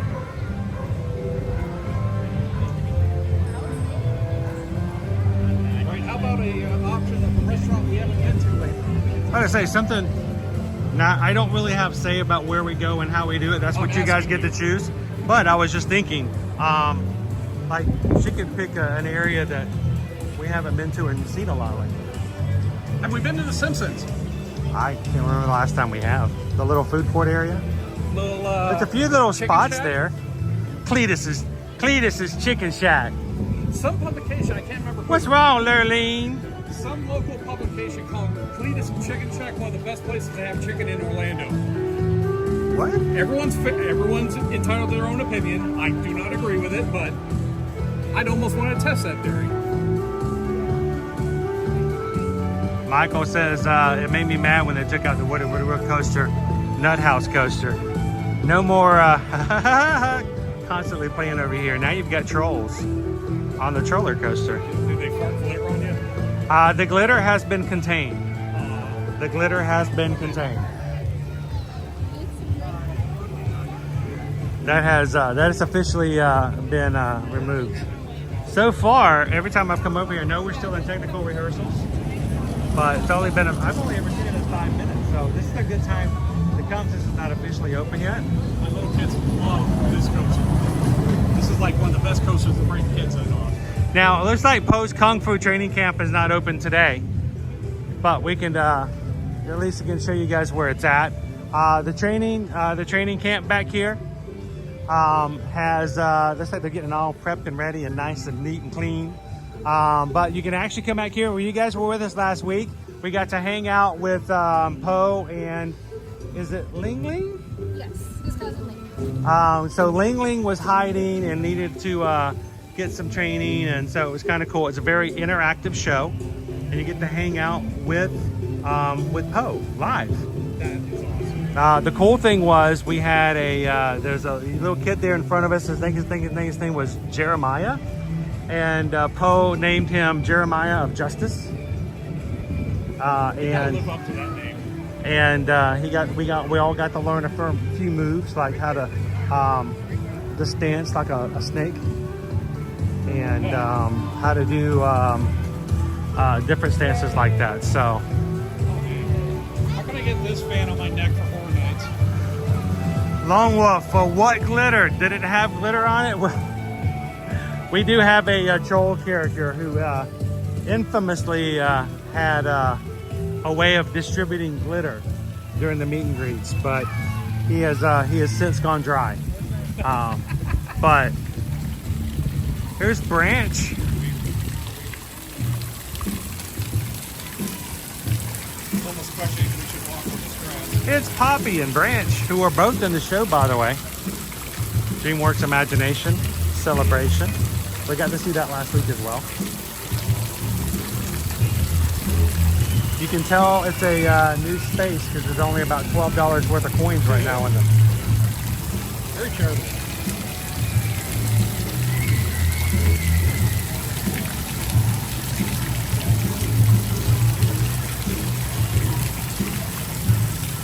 Now, Michael, there are some water areas back there in Poe's area, but it's not nearly as much water as it was when it was Curious George. I saw a whole bucket dump area. There's some buckets and there's a couple areas, but one of the sides that was a water play area is now just a full-on like merry-go-round noodle area. So.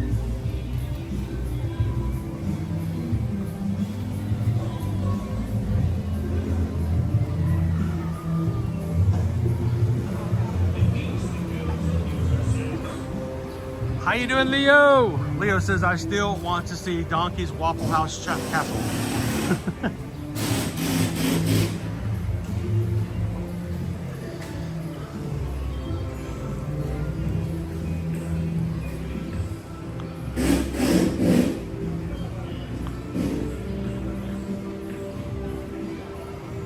We get some things working around. Let's see if we can make some things move here. Press the button.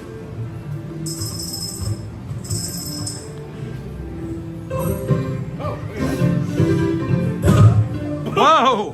Did I just kill that guy? No, he's fine. He's probably traumatized.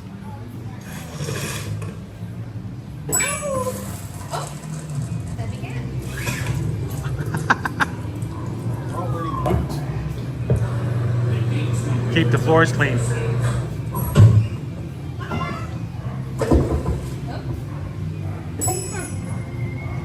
How's the cat for last?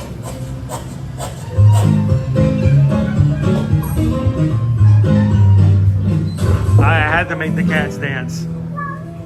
Oh, not so bad.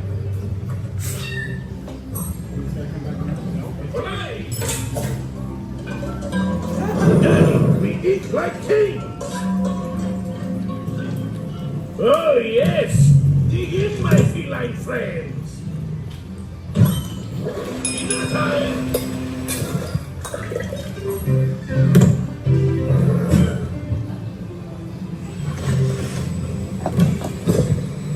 Give me food back. Ow! Lots of cats. Welcome in, Rob. Good morning. Tails. What are the occasions? How you doing, Hiltney? Here, kitty, kitty, kitty.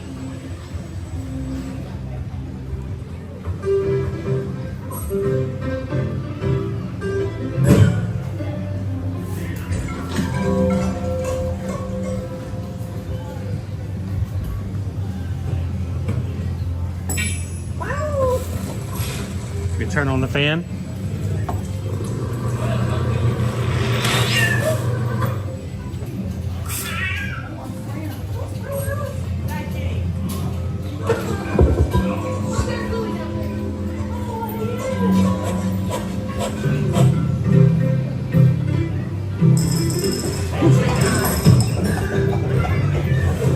interactive area.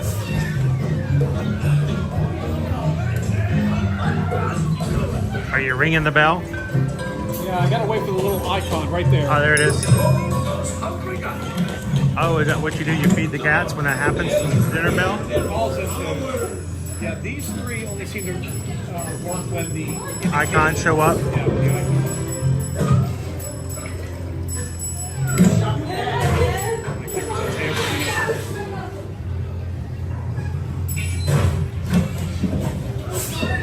So I want to say a thank you to Leo, Epcot fan. Over on Monday, left us a cool package to pick up at the lockers at the front of the park. Had some really cool goodies in it. Thank you so much, Leo. Greatly appreciate that. And there was some Stitch items in there, which are really cool. But one of the things I really thought was awesome, check out the Vinylmation. It's a Run Disney Vinylmation. So you guys know we love supporting and encouraging people to do more running when it comes to Run Disney. And this was just one of the few Vinylmations that was in there. So Leo, thank you so much for that. I appreciate it. Also, as a reminder, guys, next Tuesday is our next Run Disney sign up. It is going to be for the Disneyland half marathon coming in January. So if you're interested in that, make sure to put it on your calendar. It will start up at 10 a.m. Eastern Standard Time. And as a reminder, guys, even though it's Disneyland, if you guys contact us to help you book and plan your trip and stay during any of the Run Disney events, I want to remind you guys, boy, this got a little wet, which is cool because we need the rain. Reminder, we have official bib boards that hold your race bibs on your shirt. So you don't have to use those awful pins that are given for free that leave holes in the shirts that you spend so much good money on.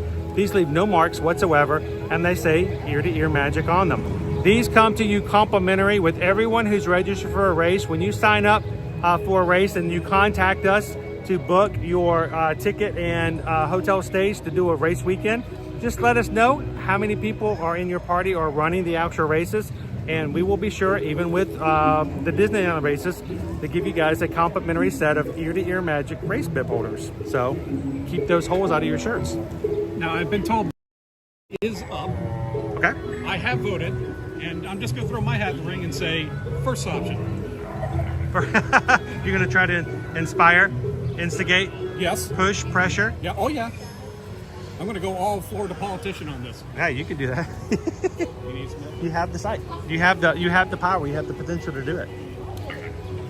All right. So each of these frogs makes little froggy noises.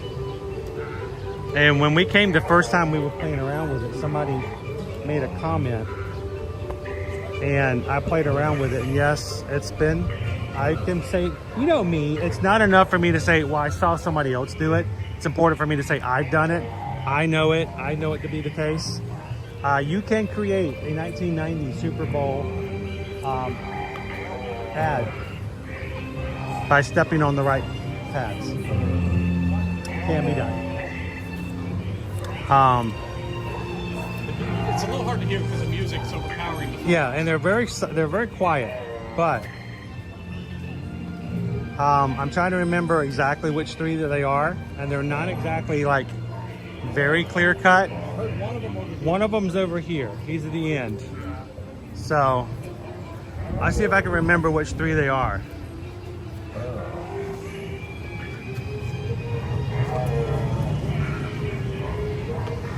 So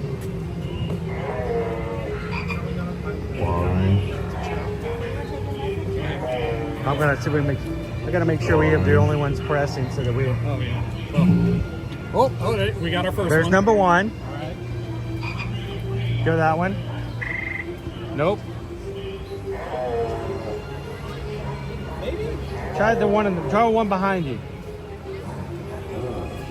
Hey, that's the last one. Okay. Not this one. Nope. There we go. So I'll do this one. You go get that one over there. and I'll go. That's not it. You did. There's the one you did on. That's it. All right, you ready? 1, 2, 3. So.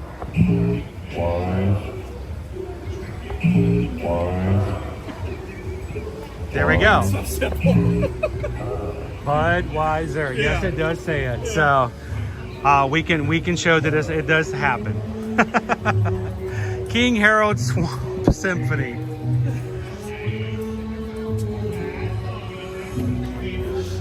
Just like the frogs in the old Super Bowl ad. The onlyest old people I've ever seen. This is really out there, but one of the best jokes I've ever heard regarding that commercial was in The Simpsons, where you see Budweiser and the frogs, and then a crocodile comes up, eats all three in one bite, and he says, "Coors." Coors. Oh, look, it is King Julian. Oh. He has come down from the heavens to hang out with the rest of us. King Julian and Gabby from Gabby's Dollhouse. Why is there nobody in line for King Julian? Let's go find We can't. What's the wait on it? Do we know? No way. There's no wait. Sure, we can go check it out.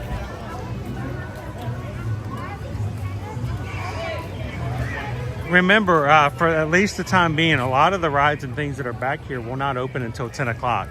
So even if the park opens at 9, yeah, so we should be fine now. It says 10 minutes, so that's not too bad. I see people coming out. But just be aware, if you come in at 9 o'clock, you come straight back to this area. Isn't that weird? How the park will open, but not everything will open at once. But it's like it does it in waves. Yeah, and it's not just Universal, it's like a lot of other parks do that too.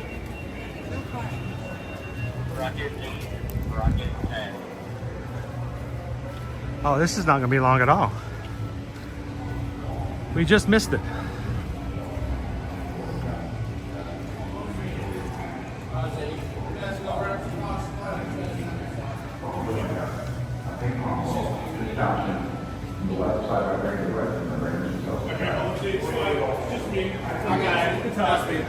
It'll be a lot more spacious.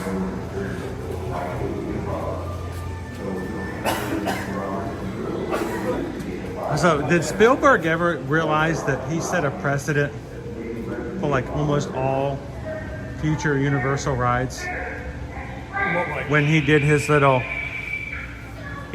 hi, I'm Steven Spielberg and I don't have much time to talk, but let's just set up this ride story real quick. This is what you're gonna do. We're gonna sit you here and you're gonna make this happen. All right, let's go. It's that same sort of pattern. This Universal pre-ride video. Yeah. I mean, this is like he was the original. There's a lot of jokes around that, like on TikTok and stuff. It is still, some of them are so funny about it. I think they're so funny because they're so real. There's so truth about it, right? I think Charlton Heston did that for the Earthquake ride when it first opened. I missed the earthquake ride. Disaster. Twister. Why did they not advertise The Rock? I mean, that would have drawn in so many people.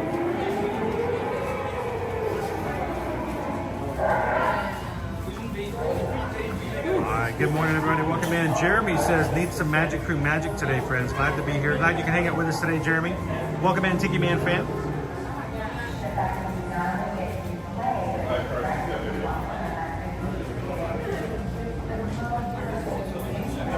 Dopey Runner. Dopey Runner voted for Flame Tree Barbecue. All right. Thanks for popping it in there. Dopey Runner says it's pouring here. It was raining when I first got out of the house this morning, but it didn't last very long at all. So We should get any rain until maybe 1, 2 o'clock. there we go, Rob. Hi. We don't have much time. You're going to hop on this party bus. Watch stuff blow up around you. Let's go. And turn off your cell phone. This is a very important mission. Now, they'll still tell me that no video recording or photography is allowed on this ride, but I have always been allowed to stream this ride. Stop you, huh? I've never been stopped. We have ridden this before with Universal Orlando in our chat going, whee! So, I am a rule follower because this is where we work. This is our we are partners when it comes to the parks. Even if we're not official with those companies, we still follow the rules. So, but you know, we may hear that that's the case, and until somebody stops me and says I can't do it, I'll take you guys on. It happens. Be gone. Right now. Ouch. That's what happens when you stick your finger in the lights off. That's why you always use a fork. Terrible. I'm sorry, I'm from the generation back, you know, growing up. Wait, let's see what he does. Yeah. Don't worry, he'll learn from it. Watch. He won't do this again. Go ahead. One time won't hurt him.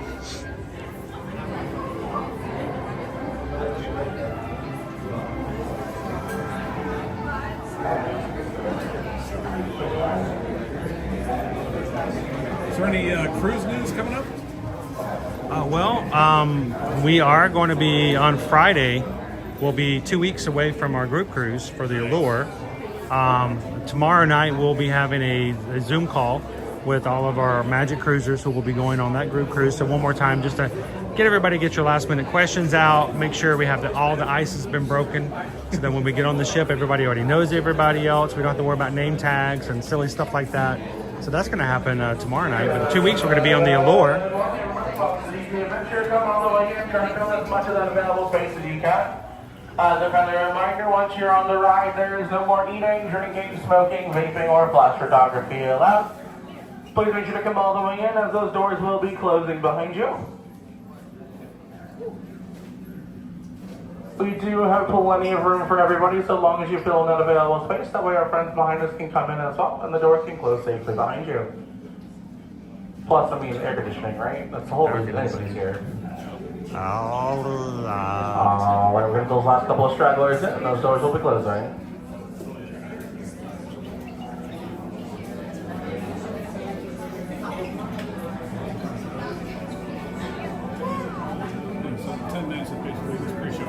Once again, guys, make sure your whole party has stepped in. Those doors will be closing.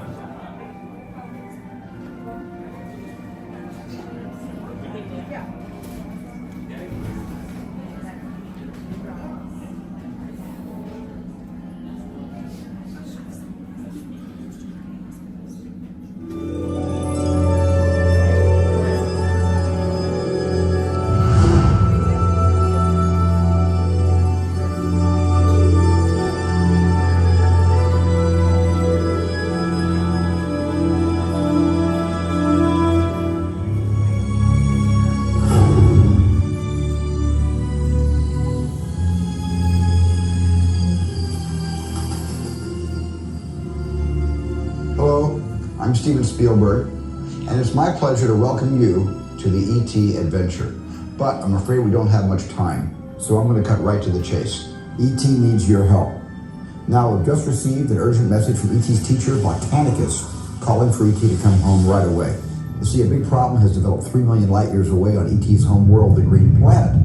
E.T.'s friends are in danger because their planet is dying. Remember what E.T.'s friends look like, because it's going to be up to you to help E.T. find them once we get him home, and there's not a moment to lose, because only E.T.'s magic healing touch can save his friends and bring his planet back to health. E.T. must go home, and only you can help him. Even E.T. trouble. That's right, E.T.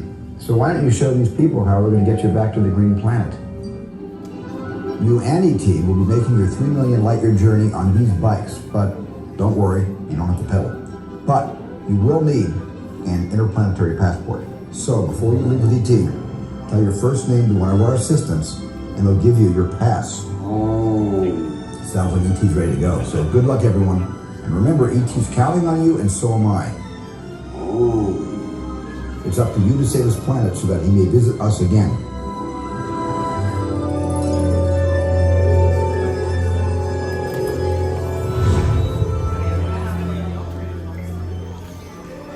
I say we're gonna try Elliot today.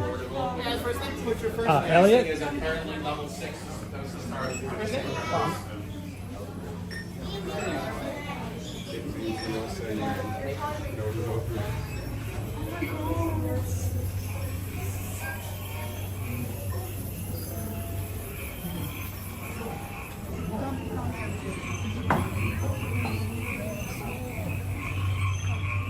What's that smell? I've heard that there is a new piece of wardrobe on Botanicus. Really? I'll have to keep an eye out for that. It might be right here. Here? This one? This wardrobe piece? Yep. All the creatures of the green planet are in danger. Our planet's life force. Looks like a dress for Mardi Gras.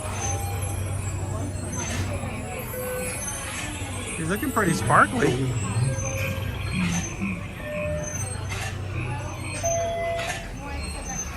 Oh.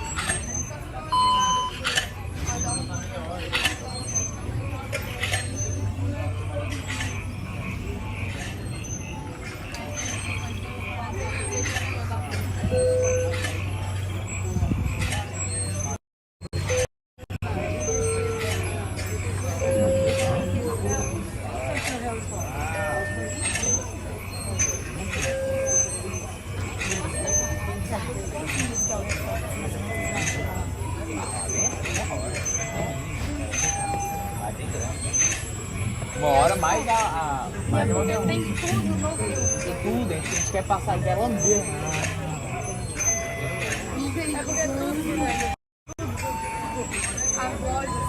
As lojas. There he goes. A gente entra loja por loja, mesmo se for comprar na fechada. Não, na loja da varinha é legal demais. Na loja da Arthur, é igual ao do Olivara, pessoal. Parede.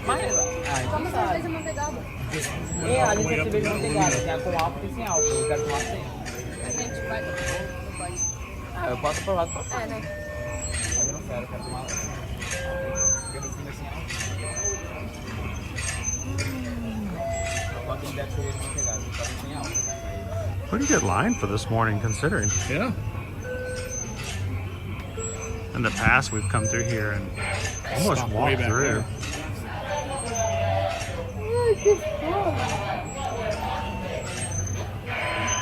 The fact that they updated the lights and the sounds in just this queue area in the last few months gives me good hope that this attraction is going to last a little longer.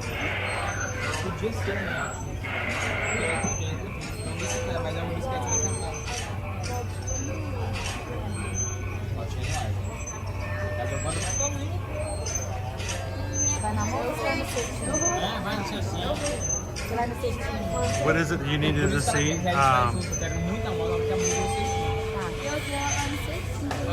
Trying to catch it to the chat. Oh, Cindy says my hubby has never seen this movie. I will tell you this. I saw this movie twice in the movie theaters. And, you know, I'm very familiar with the movie growing up and having seen it. But for the longest time, was it 85? 84, 85. I think it's somewhere around there. Yeah. And so I got to a point where when my kids grew up, I'm like, you know what? They've never seen E.T. E.T.'s a classic. Well, let's watch E.T. And they've been on the attraction before that? They had not been on the attraction. Oh, okay. They didn't know. We weren't quite. So it's completely foreign to them. This was a long time ago. And we're watching it, and I suddenly realized how PG back in the 80s is a lot different than PG today. Yeah.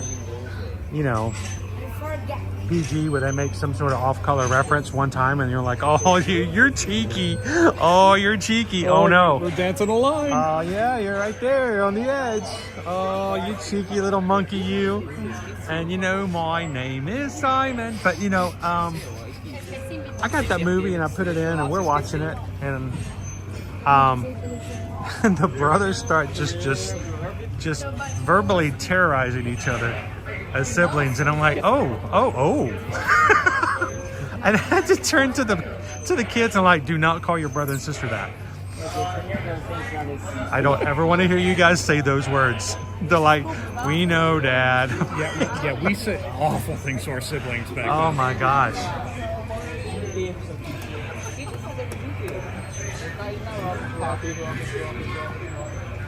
All right, so now I have to look.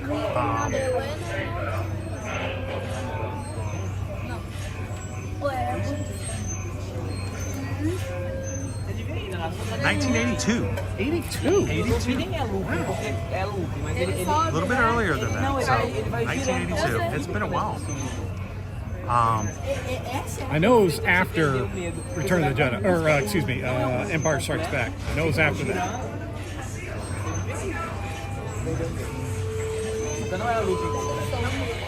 Crown Beasts, I didn't get to see it in theaters, but we had it on VHS, and I ran it daily. We actually have it on DVD. Not that anyone has a DVD player or plays DVDs anymore. So I've got over 500 movies on DVD. I don't know what to do with. I don't know. I'm like, do I keep? What do we do with all these DVDs now? Do we keep them? Do we realize that anything we have on streaming does not mean we own anything, so we can never are guaranteed to watch it? I mean, they can pull those titles at any point. I mean, do you realize that if you had Disney Plus right now, you cannot watch Muppets Take Manhattan? There's just certain things in life that you're not guaranteed. Yeah, physical copies. And so physical copies, do you get rid of them, or do you just, you know?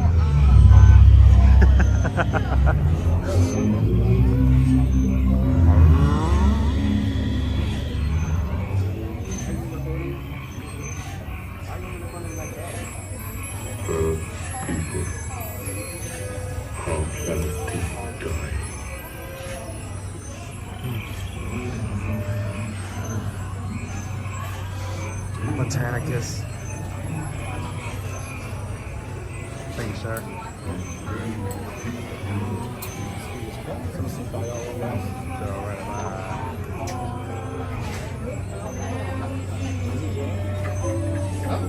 It's only one side. Was today supposed to be a slow day? I don't know, but it was only one side last time, too. Huh. Was it the other side? Yeah, it was last time the other side, too. Oh, so maybe they're having problems with this track. That's what I can do, Dee. Maybe. What if we walked in with all of our DVDs to the Mega Video Store? What we could get for them? I would need a truck. I keep all my DVDs on a shelf just to remind me I have no impulse control. Because I would do that once a week. I go to Best Buy, like, $20 for this movie? Yeah, sure, I'll do that. I love that behind the scenes features and the director's commentary and stuff like that. You don't get that. You don't get those anymore. Nope. I remember the first time they hit an Easter egg in a DVD. I remember, yeah. And you had to do certain things to activate it.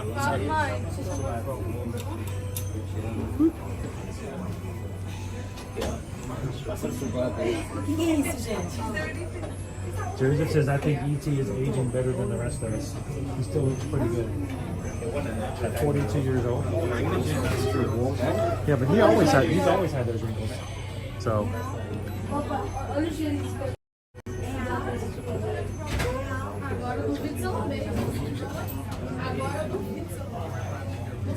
I can't do it. Like, Lone Wolf, there's no way I'm going to throw away all those DVDs. But, you know, that used to be the mentality. That used to be the market. When a movie came out on DVD, you bought it. Yeah. You know, and you had it, and you watched it. It was still cheaper than going to the movie theaters. So, to the lights, to the lights. I don't have a lot of other options.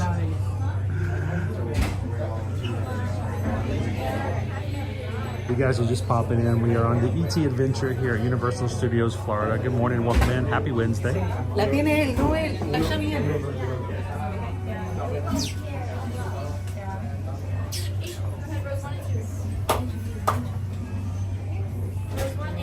Now, interesting, Oddballs on here says the only problem with E.T. is that it overshadowed Blade Runner and The Thing. How many? Two? Two. My party 5 stand at the side. ET card. Yeah. Awesome. Row 3.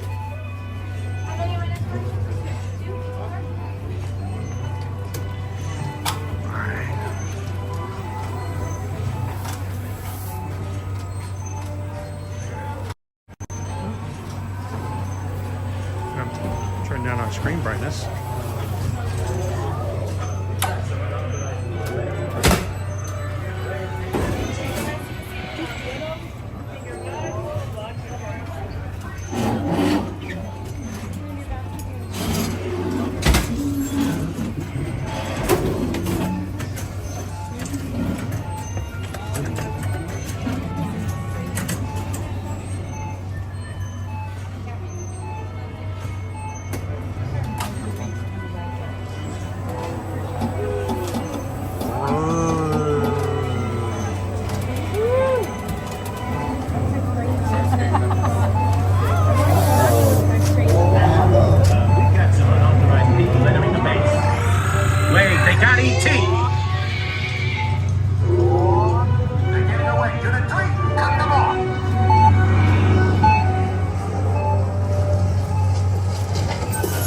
In the bush.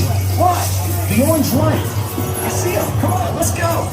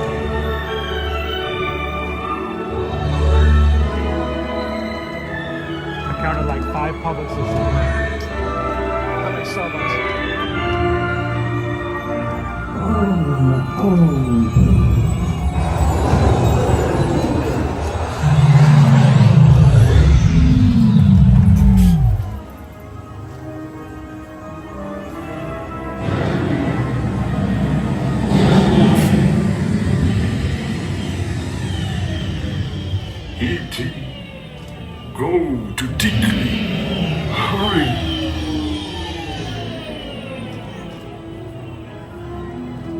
E.T. Go home. Tinkley. Ouch. Welcome home. You Orb dog. Welcome home. You have Magdal. You have saved our planet! Come, celebrate with us! Amazing men know English. They use Babel. Maybe that's their native language.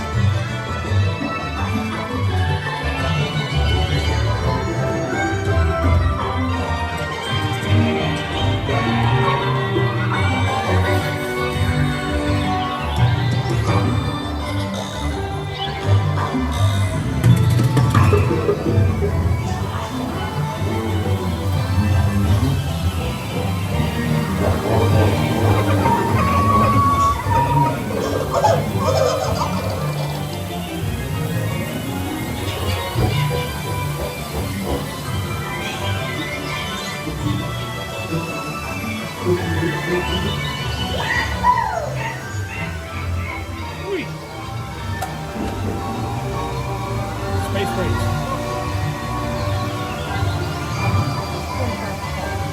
Let's see over under for friend or name. Under. Whelming.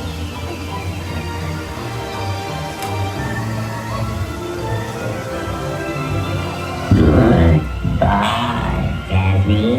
Good Jacobs, Nora, Patrick, Dr. Henry, Bruno, Santa. Only turning like half the cards.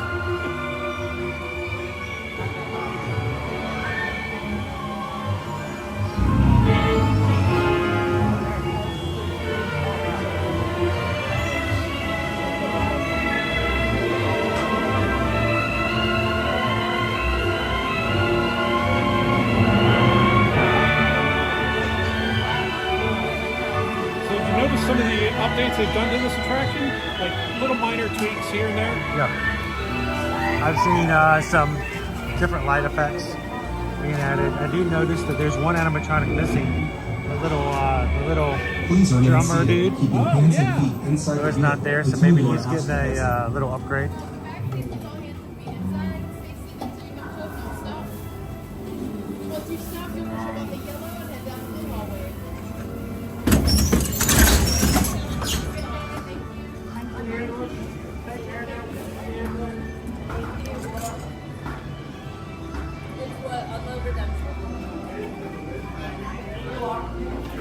All right. Go. Ball.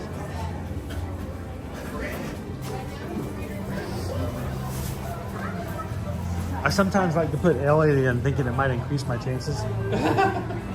You know, I know it's one name he knows how to say, right? Yeah. I mean, if anything, they should probably just phase that part of the attraction out. It would probably speed up the queue. It does give them something to do. It kind of adds something to it, but you're right, it doesn't. I mean, it's notorious for not working.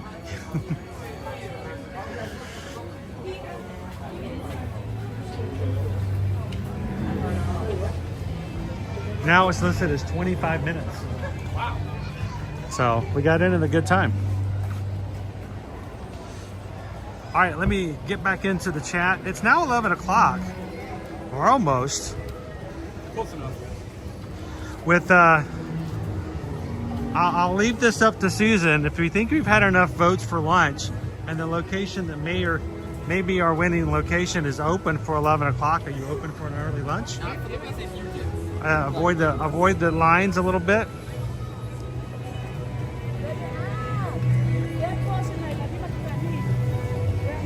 And AD, just bobbing myself today.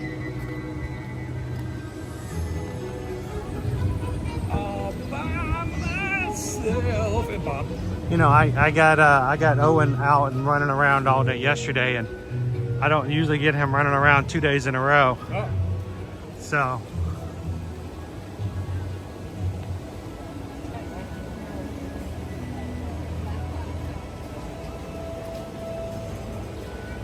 Hello, Whitney. Whitney's voted for #1. So did Greg. Nice. Is that the one you were shooting for? Yeah. That's one I'm campaigning for.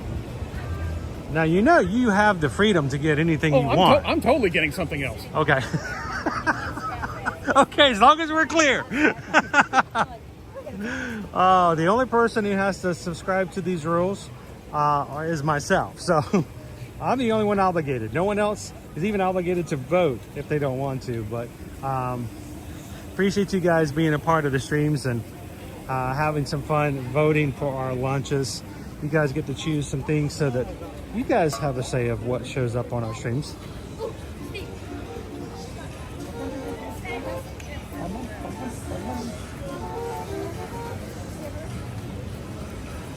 All right, oh, Susan just put in here.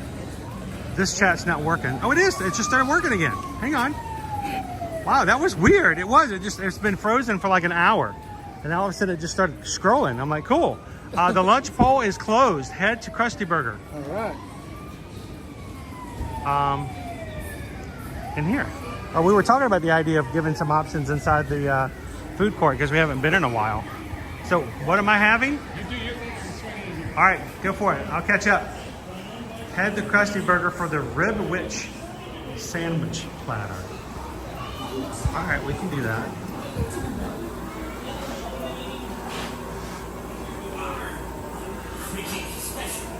If anything appears to be moving, that's suggestive. Can we find Lurleen?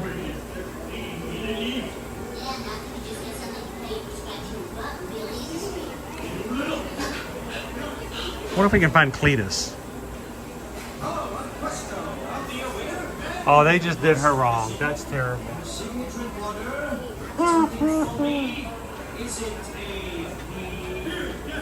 Let's see if I can find Cletus.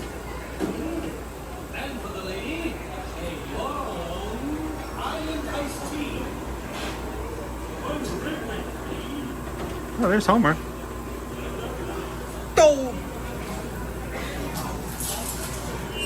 he is. There's Cletus.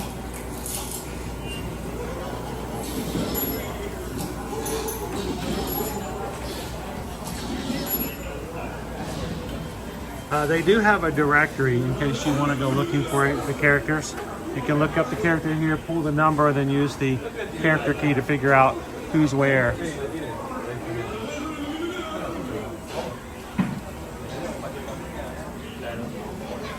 Mike Wazowski says hopefully it's better than a McRib from McDonald's. Well, it's what to say, go off of what we have. So, all right.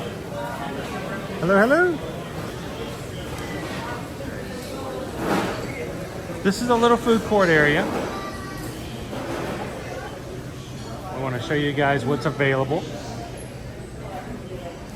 I am actually going to step off to the side for just a second so that others can keep going by me. We'll look at the menus for the moment.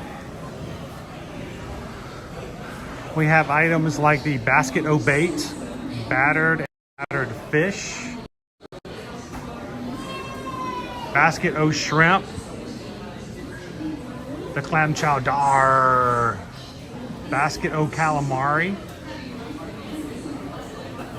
the Krusty burger, the Clogger burger, the Mother Nature burger, the Sideshow Bob Footlong, the Heat Lamp dog,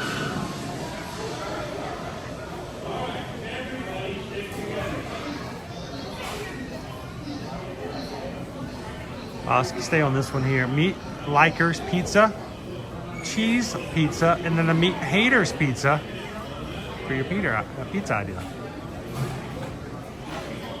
You want to sit in the main area or Moe's? Oh, we can find a space to sit in Moe's. You want to do Moe's? All right, chicken and waffle sandwich, a thrilled to be grilled chicken sandwich, chicken thumbs, and then double batter chicken platter.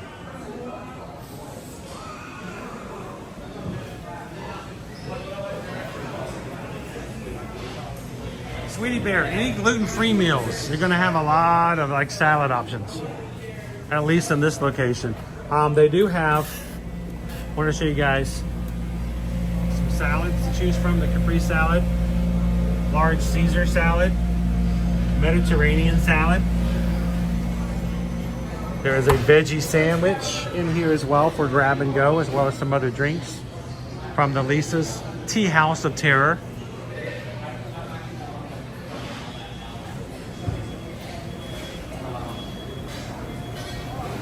7-Eleven wants their hot dogs back. You're cruel. There's your pizza.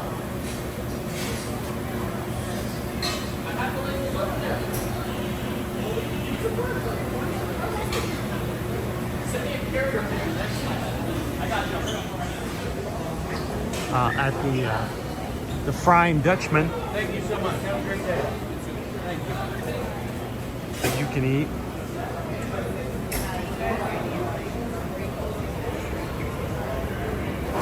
We have, again, the basket o' bait, battered and plattered fish, basket o' shrimp, clam chowder, basket o' calamari. Cletus is chicken shack.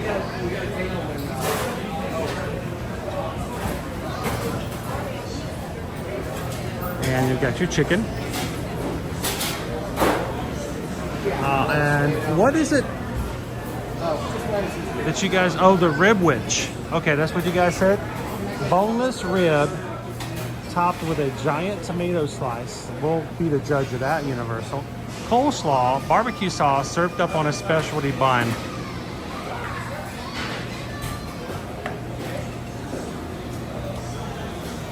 So,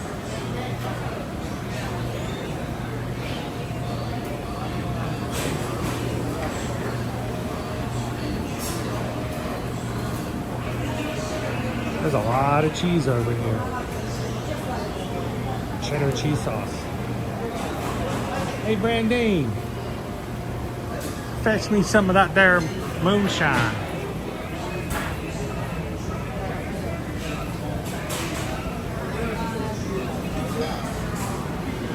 All right. Can we come over here as well? I just want to make sure. If I can have the ribwich.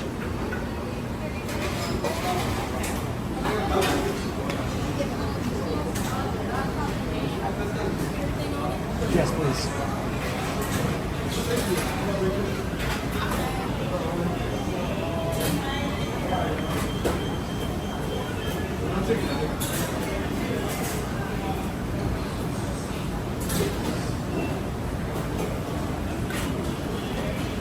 Boneless rib topped with tomatoes, coleslaw, barbecue sauce on a specialty bun with a side of rice.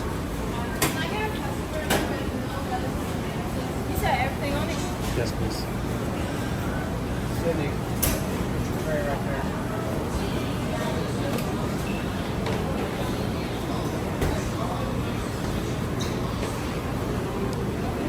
So thank you very much. Appreciate it. James, I'm gonna let that one sit, maybe even for Susan or other people who are watching, because, you know, they do a lot more gluten-free dining here as far as options go. But they do have options, and it's great to be able to talk to a chef as well about them.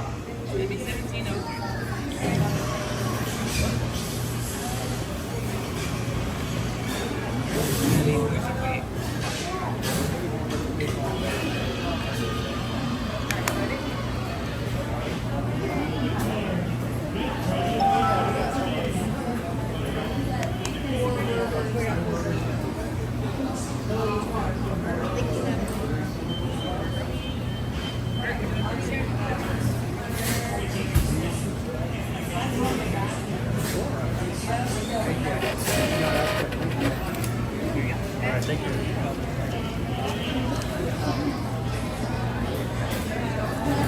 All right.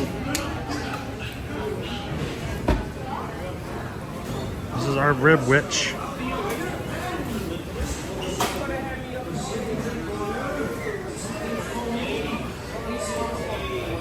I am going to grab a fork and a knife because this is what looks to be a very saucy selection.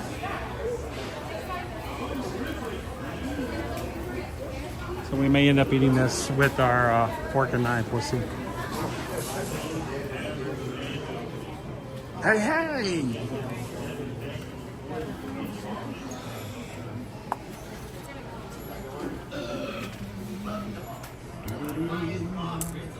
The flaming moles. Show you guys what the most tavern looked like from in here.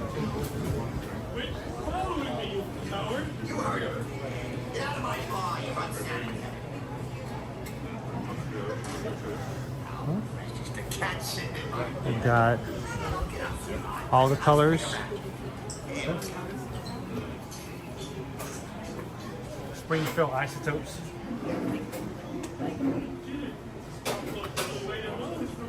Sorry, I look at this. The only thing I can hear in the back of my head, Cañero, Cañero.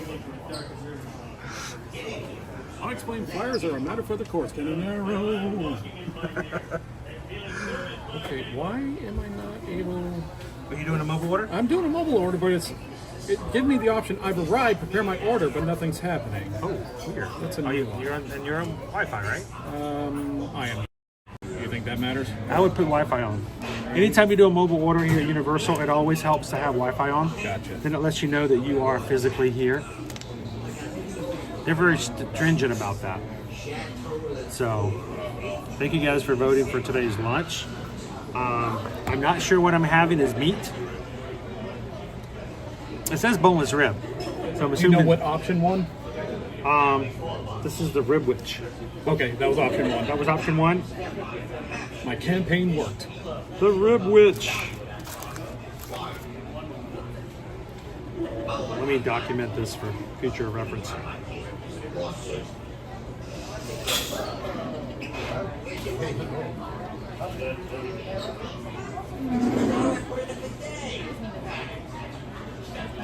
You got some curly fries. I'm so hungry I could eat at Arby's. That's not fair. It's a Simpsons quote. I know. It's all okay, I'm on the Wi-Fi. All right.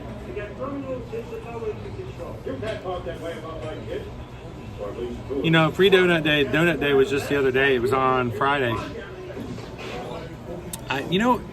I get it. You get a free donut at certain places like Krispy Kreme, but it's just the idea of going and hanging out with 300 people also waiting to get a free donut can sometimes be a little much. Here's your rib wedge. It's cutlets, rib cutlets, barbecue sauce, coleslaw. There's your giant. See, I don't think they should use words like that when you're telling you what's on. Don't tell me it's a giant tomato slice. It's just that's a slice of tomato. It's a pretty good slice, but I mean, let's just all just call it what it is. It's not giant, and it's not like, Save the Children. But I mean, it's a good slice of tomato. Coleslaw, and I don't know if I'd pick that up. That's gonna get a little messy. So, welcome in, Jamie LP3. Brave Fit Strong with Carla. How you doing today? I might have to go place the order because it's not letting me do the I've arrived. Dopey Runner says salads with following. What if you could if you've already placed the order, what if they could activate it for you at the register? Let's go find out. May the odds be ever in your favor. He's trying to put a mobile order in.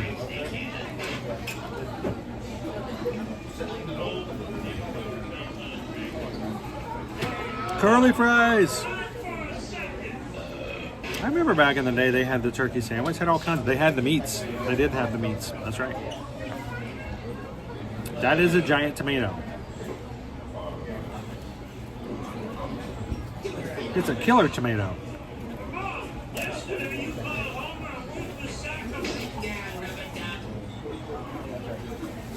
I know, Carol, it's like when you have to wait half an hour to get one glazed donut, I'd rather just buy my dozen and not have to wait as long.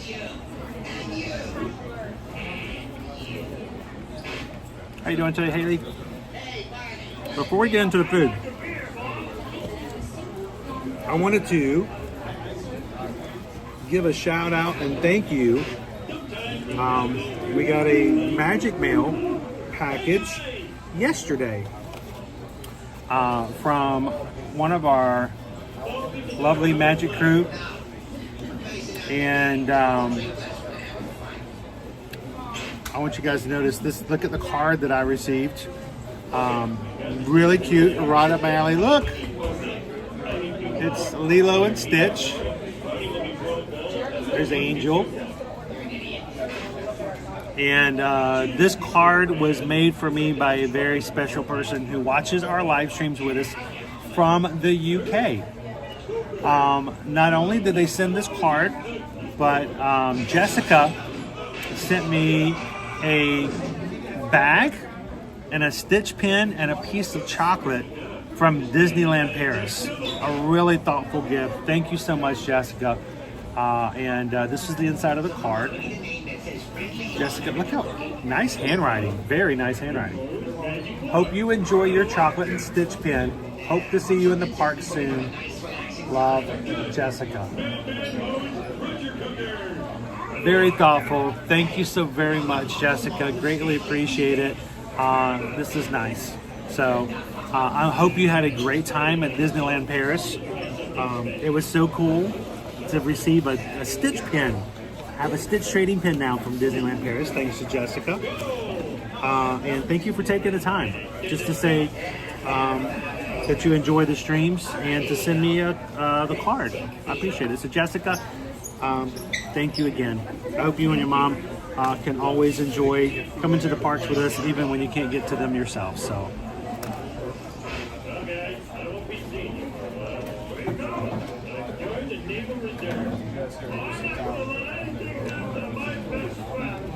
Jamie, this is what I want to do this fall. September 13th. It's going to be Friday the 13th. We're going to have a whole group for the Magic group. All come. The Halloween Horror Nights that night. I think beforehand we should get a coffin.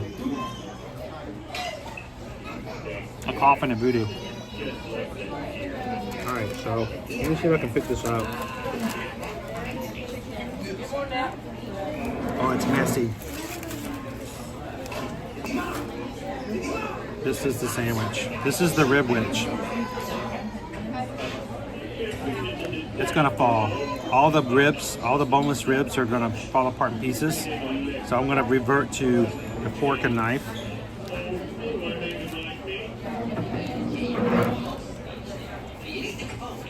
But what it looks like. Oh, get this out of the way.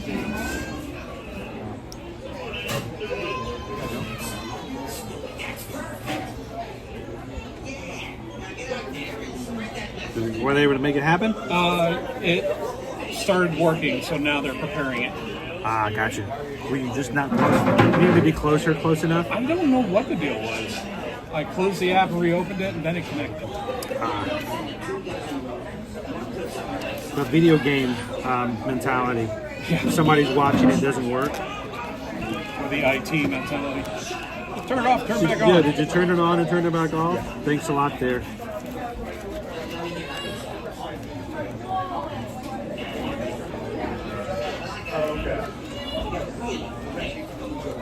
I contacted a social media platform recently about something like that, and they're like, well, I looked at it and it all looks fine. I'm like, I hate that. That helps. Now, I thought they had a freestyle machine in, or like really close to here, but I didn't see one. I think it's over by Men in Black. Yeah. It's strange they don't have one though.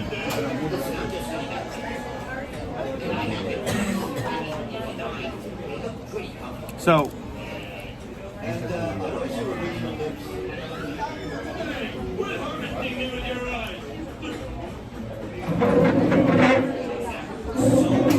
I'm reading all the chat so I can catch back up with you guys. So we had a question earlier that James asked. Gluten-free items. Is it better accommodation for Disney or for Universal? I think I'm just glad that they have accommodations at both. And it really depends. I mean, certain places at Disney you can show up and say I'm gluten-free and they'll make whatever Susan wants. They're very accommodating. You go to certain other places like, well, we have a salad. So, I mean, I know you guys... It's a pretty good mix. Yeah, I think it's a pretty good mix. I think overall, I think Universal does a good job too if you go up and make sure you ask them.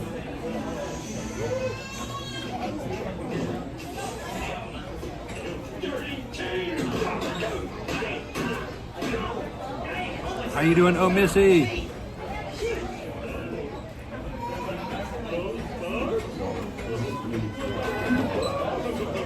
Chris, when they have the classic soda package per night, and is that for cruises?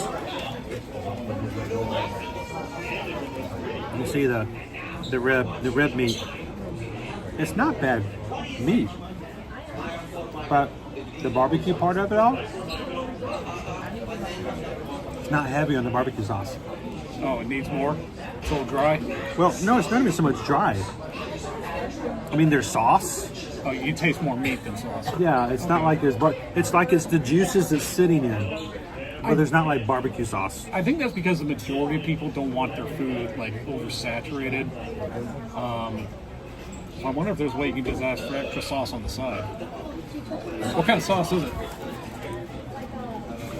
Well, it has a barbecue tang to it. I think it's just the juices that the meat's been just existing in. As opposed to just like, hey, I made a sandwich and I poured some actual sauce on it. So, Crystal, yeah, for your cruise? We were noticing, we were talking about that, last week, this past Sunday, Susan and I were on a Carnival cruise. Cruise ship, I should say.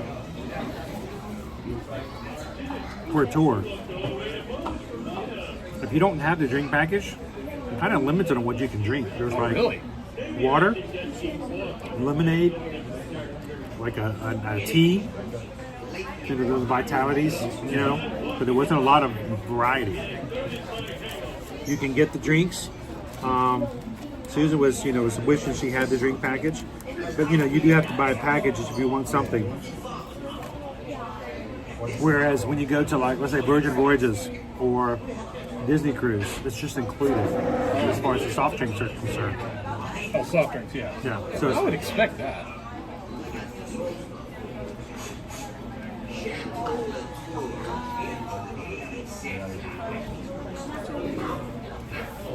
I will tell you guys this.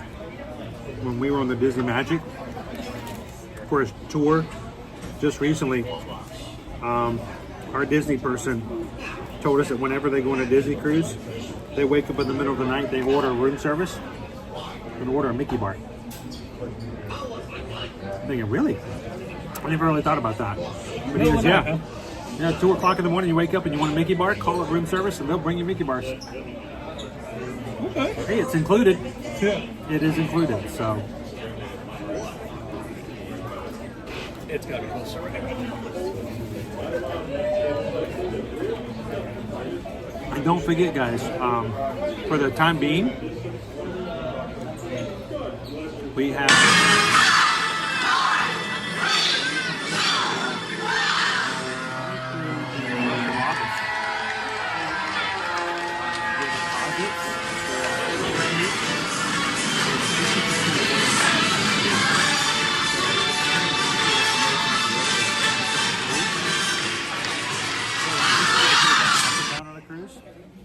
it doesn't cost you nearly as much for your initial deposit.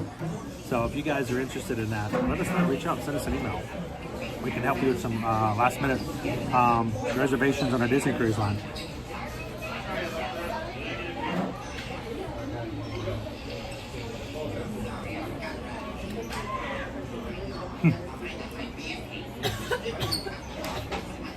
There you go, Crumpy.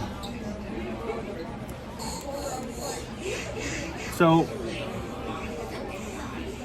the meat on the ribwich is really not bad. It's actually really tasty. It's just, the barbecue sauce is more like a liquid and so is a sauce. So if you really want a barbecue-like thing, you may have to get an actual thing of barbecue sauce to put on it.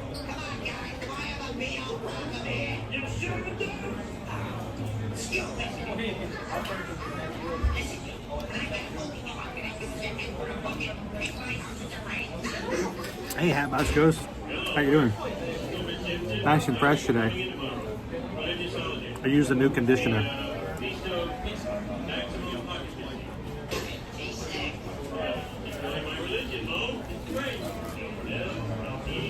Oh, did the video play too loud, Vanessa? I didn't think it played at all. Last time you guys played a video, you guys told me that you couldn't hear the video.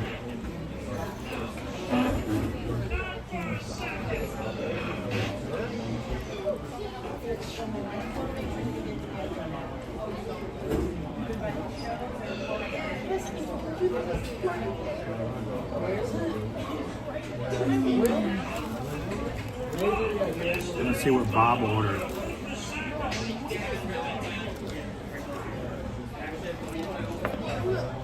Here at Universal, we'll have the Epic Universe Preview Center opening up this week. Pass holders can come in, I think starting tomorrow. Everyone else on Friday can start coming in and seeing the large, gigantic map, diorama, display, whichever you want to call it, of the new park. That opens up this week. Make sure that when you come in with that, you download the new preview app that allows you to bring that map display to life and you hold over it. So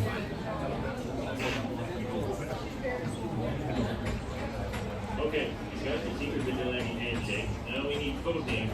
I'll be 2 balls, Derek to be 8 balls, Marty will be 12 balls, and Mo, you can be 2 balls. Are you guys couldn't hear me when the video is playing?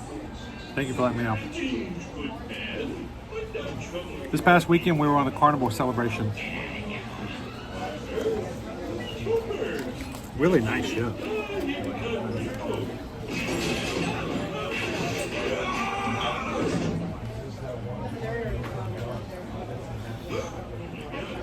Man, his leg sack double.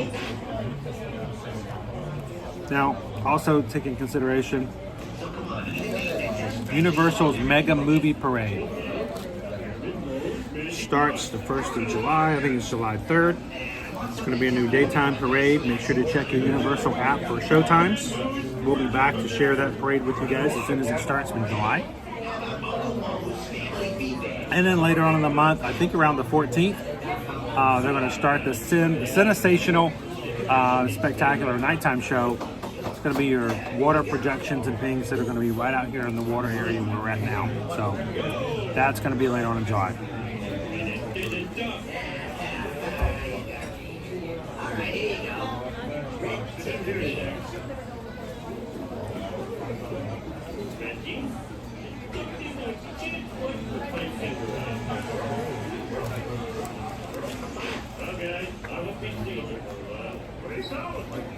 All right, so the rib sandwich, I've eaten it with the fork and knife because I didn't need the bread.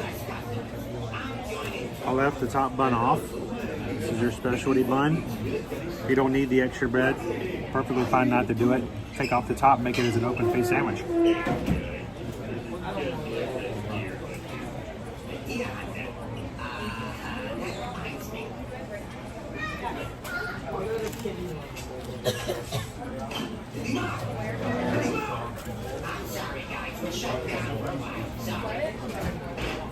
That was weird. Brandine, I had to check in before they would start My making. kiddo started following you in line and ET, so good job on the advertising. hey, He's the one that said, look left. if you guys see us as we're walking around, tell them to come up and say hello. We'd love to have them Oh, say well, hello. yeah. They Welcome ran to off do the so. Men in Black, so. Oh, they yep. should. Understandable. Enjoy your afternoon. Thank you. So, let's see what Bob got. Oh shoot! I just closed the window too. What's the green drink? That is the. I suffer from menu amnesia. I place the order and I forget what it is when it shows up. All right, who had the ribs? Oh yeah, me. My kids do that when all the food arrives at the table. Okay, order drinks. This is my orders. My orders. There we go.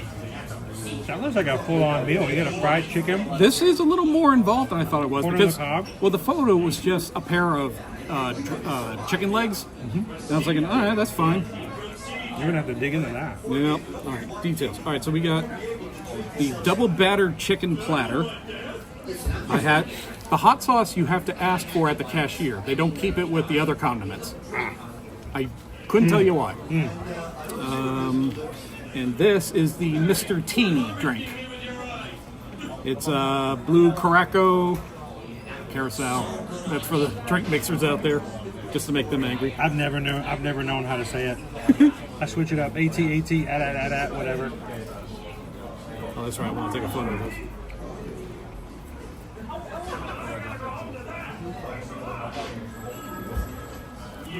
So I have a question for the chat. This yellow thing that's on his plate. This guy? Yeah, what is that called? We're asking the chat.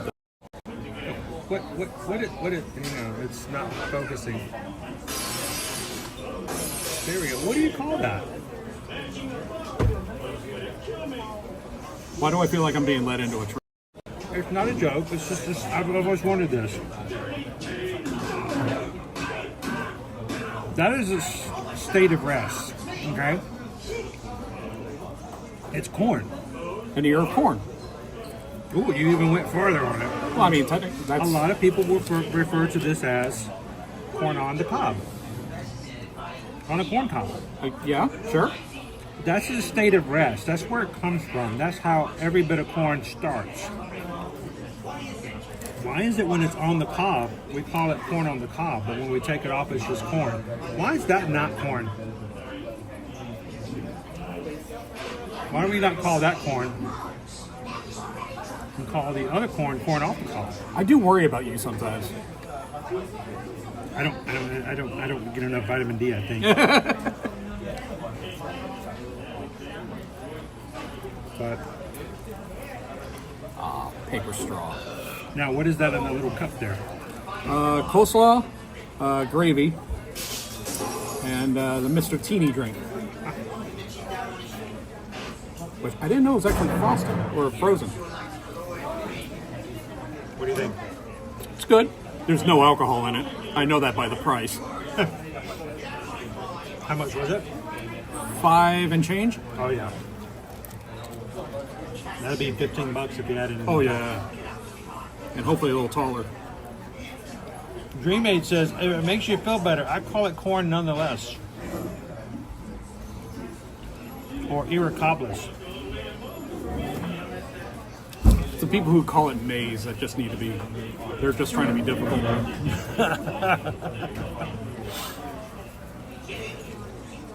Our school colors are blue and maize. No, it's yellow. Tony has to go in there and says, and the correct term is pop, not soda. Is what? Pop, not soda. Oh, now you're getting regional there. See, here's the problem. Here's the problem with that, Tony. Down here, we don't call it either. No, it's called Coke. Everything Coke. Can I have a Coke? Is Pepsi okay? I'm from the Atlanta area. Yeah, I hate that phrase. Hey, we don't have Coke. We have Pepsi. Is that okay? It's not okay. It's the same thing. Ooh. No, I know. Now you're going to stir it all up. That actually ruffles more feathers. But yeah, in the South we call them all Cokes. Doesn't matter if they're Pepsi products, Mountain Dew, whatever. Dr. Pepper. Just Coke. Would you like a Coke? Sure. What kind of Coke would you like? Diet Pepsi? Sure. Zero. Hatbox Goose says, I live in corn country and it's called corn on the cob because Hoosiers named it that way. Done. All right, what's corn country? What state is that? I know some people in Nebraska would probably put up an argument.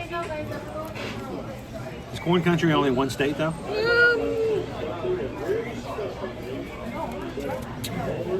Well, I guess that wouldn't be fair because that's like saying Idaho only has potatoes. Or only Idaho only has potatoes. Idaho has potatoes? Yeah.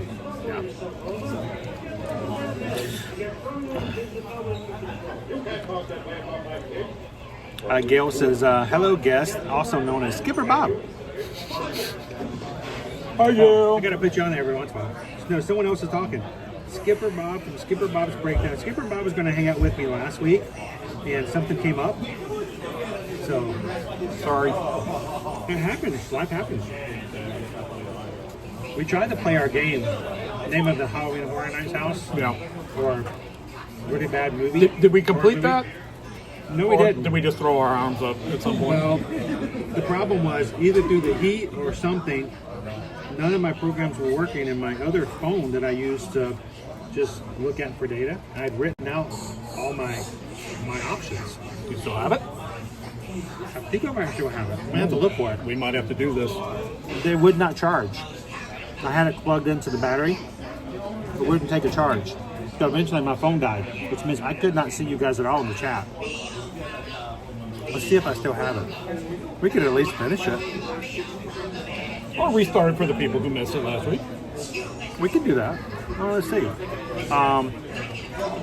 It actually had a question on there I was a little iffy about. Like, ooh, I don't know. I don't know if I still have my graphics from the game last week too. I got rid of that one. Maybe we created a graphic to name the game. But let's see if I can find it real quick. That would be a shame to waste. Put all that work in for graphics and... Oh, nobody cares about my graphics. I can spend 20 minutes for a graphic that shows up for 10 seconds and never seen again. But, you know, I think it's nice to have a graphic every once in a while. What do you guys think? Do you think the graphics that I put up, are they just a pain? Say yes. Or you could care less about them? Say we like the graphics. We like the graphics. This is how we graphic. I make all those, by the way, so feel free. You can make fun of them or anything else because it's just me. You're not gonna offend anybody else but me, and I'm okay. I am willing to help you. I get messages all the time from people telling me everything that I do wrong in my streams. I appreciate the help. Thank you. All right, you want to start at the top? Yeah, why not? We can. I know the answers for the first three, I think. Okay. So, since I finished my lunch, I'm just gonna pop a fry every once in a while. I was gonna put it back on you, but you're eating fried chicken. All you do is eat on your channel. That's all I do is eat. I just eat all the time. I would apologize to you guys for eating all the time, but that would make me have to stop eating to apologize. I refuse to do it. So, last week, I devised a game to play with Skipper Bob. He's going to eat off camera, but he can answer. Nom, nom, nom. And you won't have to worry about mashed potatoes. So this is the game we played last week. You guys ready? PJ says hi from Husker Nation in Omaha. There you go. There you go. Oh. Now we're getting some specifics. My Knowles are in the College World Series. Hatbox Ghost is in Indiana, and we have a lot of cornfields. Yeah. But Iowa is the #1 growing corn state in the U.S. Iowa. Really? There's a lot of people who disappear in those states too. At least according to all. That's Indiana. That's all the horror movies that I see. More people disappear in cornfields than are eaten by sharks, according to a statistic that I just made up. So, all right, here we go. Here's our game. Halloween name of a Halloween Horror Nights house, or a really bad name of a horror movie, or could be both. I threw a trick in there a couple times last week. All right, let's start off at the top. First one, Lunatics Playground 3D. 3D. Lunatics Playground 3D. Is it a HHN house or movie? I think I got this one wrong, actually. I got a piece of. Here we go. Sorry about that. What do you guys think? Lunatics Playground 3D.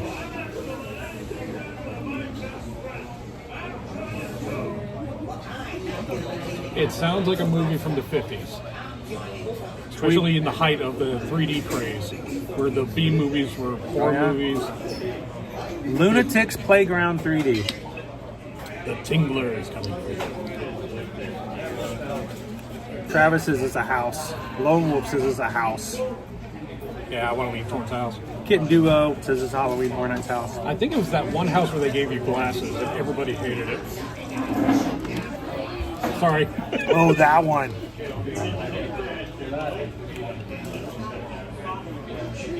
You go for a guess? Yeah, I'm going to say house. You are correct. It's a house. Lunatics Playground 3D. You won't stand a chance. 2016.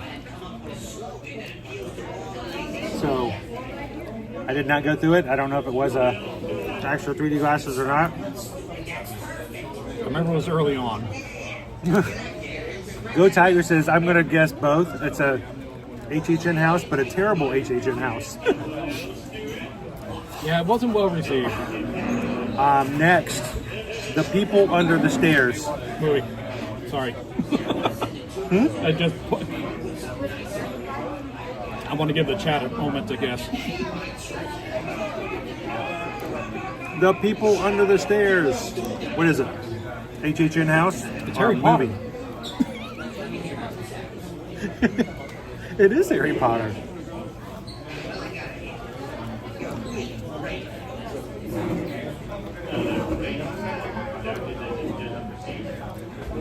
All right, let's see. Lone Wolf says both. Greg says it's a movie. Travis says both. Seamus says it's a movie. So what is it? People Under the Stairs? Movie. It's both. I don't remember what year that was then. People Under the Stairs was a movie. A lot of people know about it. 1991 is when it came out. The house or the movie? The movie. Oh. 1991 was also the first year of Halloween Horror Nights, but it was called Universal Studios Fright Nights. It was only for 3 days, and it only had one house. The Great Experiment. Called the Dungeon of Terror. That I could not remember. It was driving me insane. So the next year, in 1992, they brought back Fright Nights, renamed it Halloween Horror Nights, and added a second maze. What was the second maze called? The People Under the Stairs. Oh, okay, there you go. And it was so popular that they brought it back in for 1993 as well. So there's your trivia for Halloween Horror Nights. The first house was called Dungeon of Terror. They then brought in People Under the Stairs for 2 years in a row afterwards for 92 and 93. The first IP house. Yeah, it's the first IP house. All right, you ready for your next one? This one I know you know. Bugs Eaten Alive. We talked about this one last week. Bugs Eaten Alive. Bugs. Halloween Horror Nights house or movie. It does sound like a campy movie from the 1950s, doesn't it? Yep. Where they made the big giant ants. You know, they bring a big microscopic vision of an ant. I think the original Fly. And then there'd be like this little bitty puppet hand come off to the side of the screen and grab the screaming woman. She's there with an apron and a vacuum. We got House.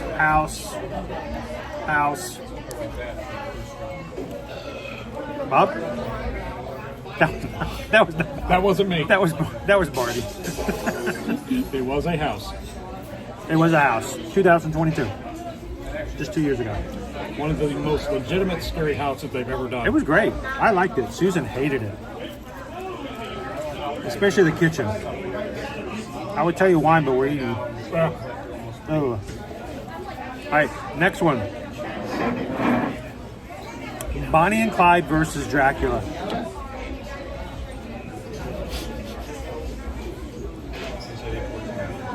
Again, Bonnie and Clyde versus Dracula.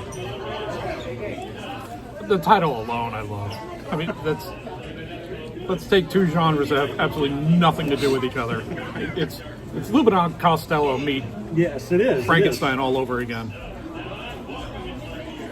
So that being said, I think it is. Chat. I see movie. I'm gonna say movie. Bonnie and Clyde versus Dracula was in fact a movie in 2008. It's not even an old movie. Yeah, that's what's weird. I mean, I'd give them some license if it was like, 1968. I wonder if Asylum Studios made that. They make all the really bad. For the bill? Yeah. Bonnie and Clyde versus Dracula. Take that, Dracula. Yeah, I don't know. Killer Clowns from Outer Space. This is where your chat died. This is about where it died. Yeah. Because I was screaming in the chat. Killer Clowns. This is both the K's. Killer Clowns from Outer Space. HHN house or horror movie? All three. I'm gonna give him some. I'm not even looking at the chat. I know. Movie, Scare Zone, house, in that order. So do you remember the year? For the... See if you can guess the movie year. The movie year. It is in fact both a house and a movie. Under the game rules. It's like, it barfs up 80s. It's totally 80s. I'm going to say 87, 89, 88. I love your cues. Up, down. The No. Price is Right. No, it was from 1988. It was Killer Clowns from Outer Space. The Scare Zone was in 2018, 2017 or 2018, and the house was 2019. Correct. The house was 2019. That was the last year before the world died. Yeah. So, and that was I think that was my fun house for the year, the one I enjoyed the most. Really? I regret, I'm honest with you guys, I regret not having, that was the first year we were here in Orlando for the season. We moved in December of 2018. I thought you moved in here during the pandemic. I was still scared. I was still scared to come to HHN. because I'm not a big horror fan.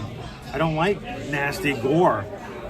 And I regret not having gone to Halloween Horror Nights that year. Now you're hooked. That's how it is with most people. Yeah. So, Killer Clowns from Outer Space, 1988 was the movie, and 2019 was the house. Next one, SS Fritanic. That's Frighthtanic. The SS Fritanic. What do you guys think? House or movie? Now, they've done a large number of nautical-themed houses. But SS? What does SS stand for anyway? I've never asked that question. Well, usually it's USS, United States Service. SS, my first thought, is something completely different and not family friendly. So, but SS Fritanic, house or movie? Jamie says it's a house. Green Giant says it's a house. Bayou Bengal says it's a house.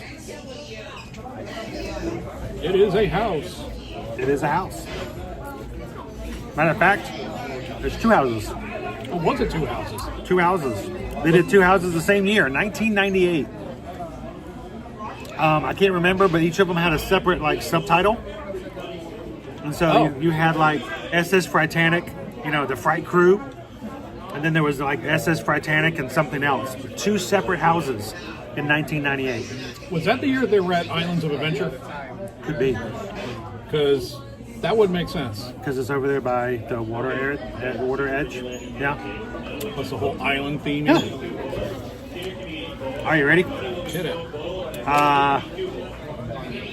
Yes.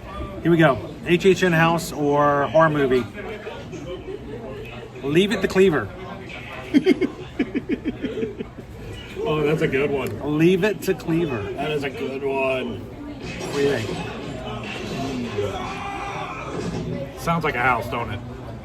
Sounds like a house. What do you think the house would have been? A completely twisted retelling of Leave It to Beaver. The neighbor's kid comes over and makes a smart remark and they kill him. Beaver's all grown up and he's gone crazy. So this one's called Leave It to Cleaver. Mm-hmm. I actually want to see what the chat... Oh, chat's saying... Okay, we got both. We got movie. I don't think it was both. Unless it was our straight-to-DVD, I never heard of movie. Because we were over at the tribute store, and there were movie posters for really obscure stuff. Yeah. And I thought I knew all the obscure stuff. Krull, I remember that movie. House. Parade? No, I don't think it was a parade. Parade! Sydney said my favorite parade. She was responding to somebody else's. That'd have been a weird parade. Yeah, I'm going to say that was a house. It is a house. Okay. HHN house, Halloween Horror Nights house in 2009. Leave It to Cleaver. Oh, okay. So, early 2000s. Next one. Alligator Alley. Alligator Alley.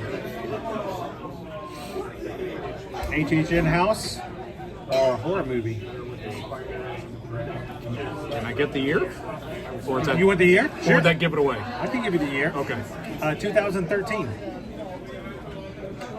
It's pretty recent. 11 years ago? I would go sporadically until 2015, 16, and then I've been every year since.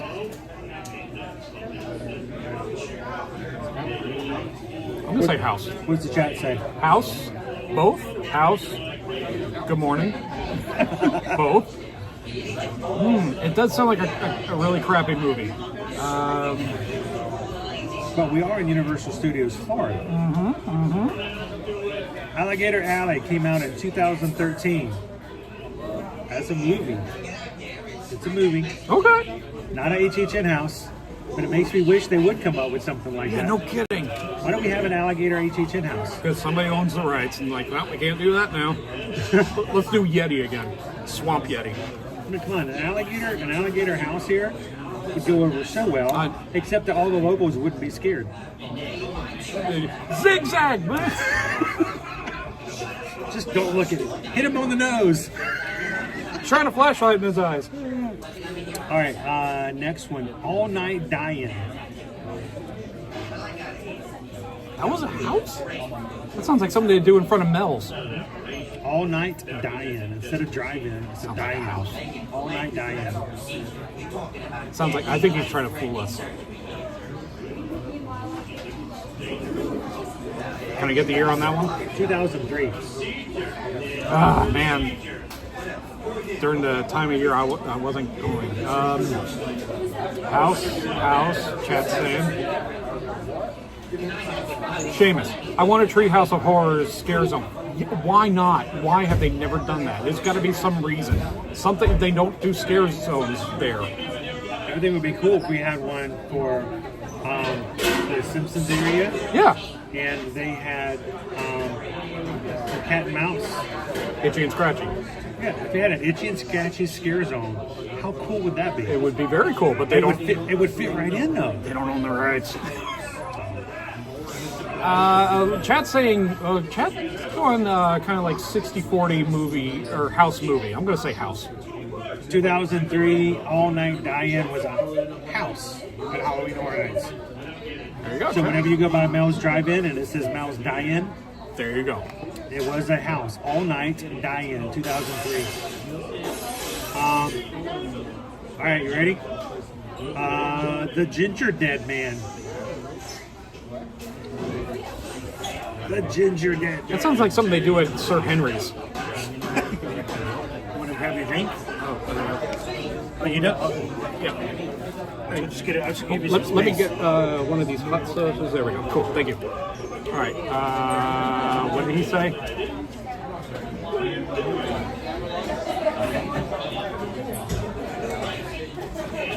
What was it called again? The Ginger Dead Man. Ginger Dead Man. The Ginger Dead Man. Let's see. As fast as you can. You can't stop me. I'm the Ginger Dead Man. Yeah, I wish they'd go back to islands as well, but I think the logistics would be too difficult for that. Seamus says movie. Greg Titus, he says movie. I want to lean towards movie, but man, does that sound like a house. But have they ever done a Christmas-themed house? It does sound like a Sir Henry's if that was. It does. It really does. Don't give them any ideas. I'm going to say movie. So not only is the Ginger Dead Man a movie, but it's a series. There has been more than one Ginger Dead Man. Yep. Big Chucky, but baked goods. Yeah, I don't know. Okay. I can't explain. There's weird stuff. I cannot explain the minds of these people who create movies like this. But the Ginger Dead Man came out in 2005, and they actually have sequels. Any Ginger Dead Man fans? Anybody watched it? Got the poster at home? Maybe not.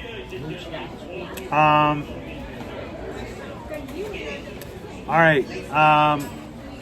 Next one. AVP, Alien versus Predator. Don't give me that look.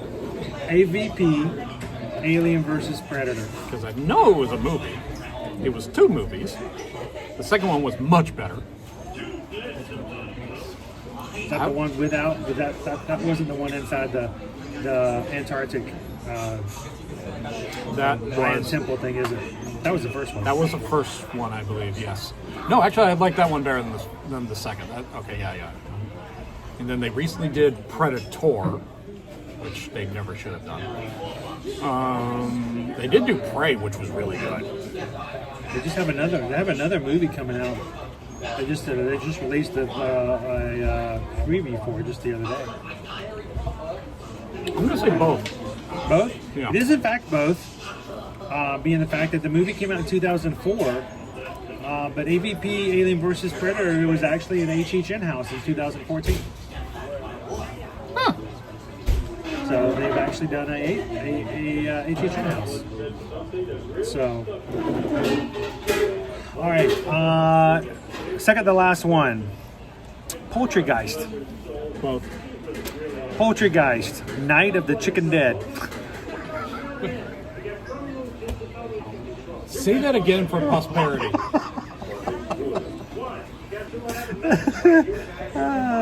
And you guys are probably Poulter. gonna like henpeck this one to death, but Poultrygeist, Night of the Chicken Dead. He's eating his corn over here, and I think it's hilarious. Oh, welcome in, watching from Japan today.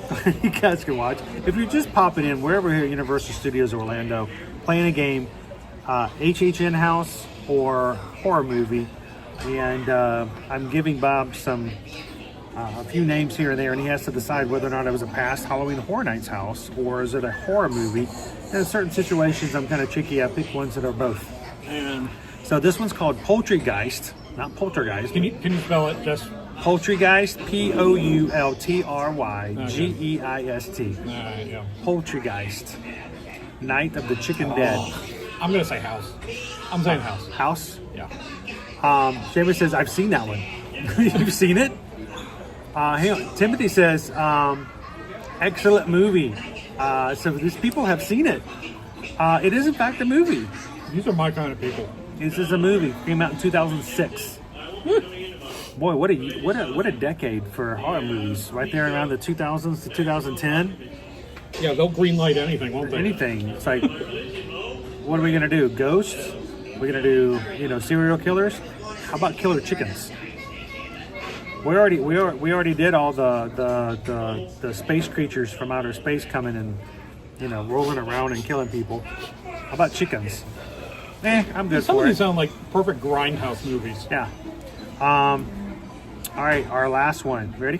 Mm-hmm. Barney has just been belching the whole time. It sounds like Bob, but it's not. Psychoscarapy. Psychoscarapy is Psychoscareapy. Psychoscarapy.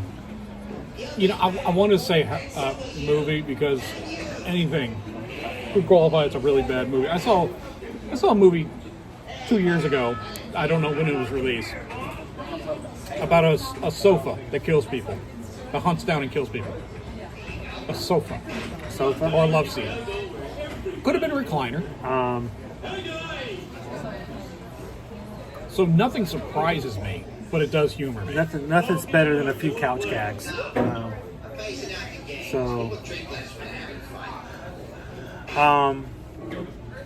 Let me see what people say in the chat. Psychoscarapy. Shaman says it's a house. Travis is a house.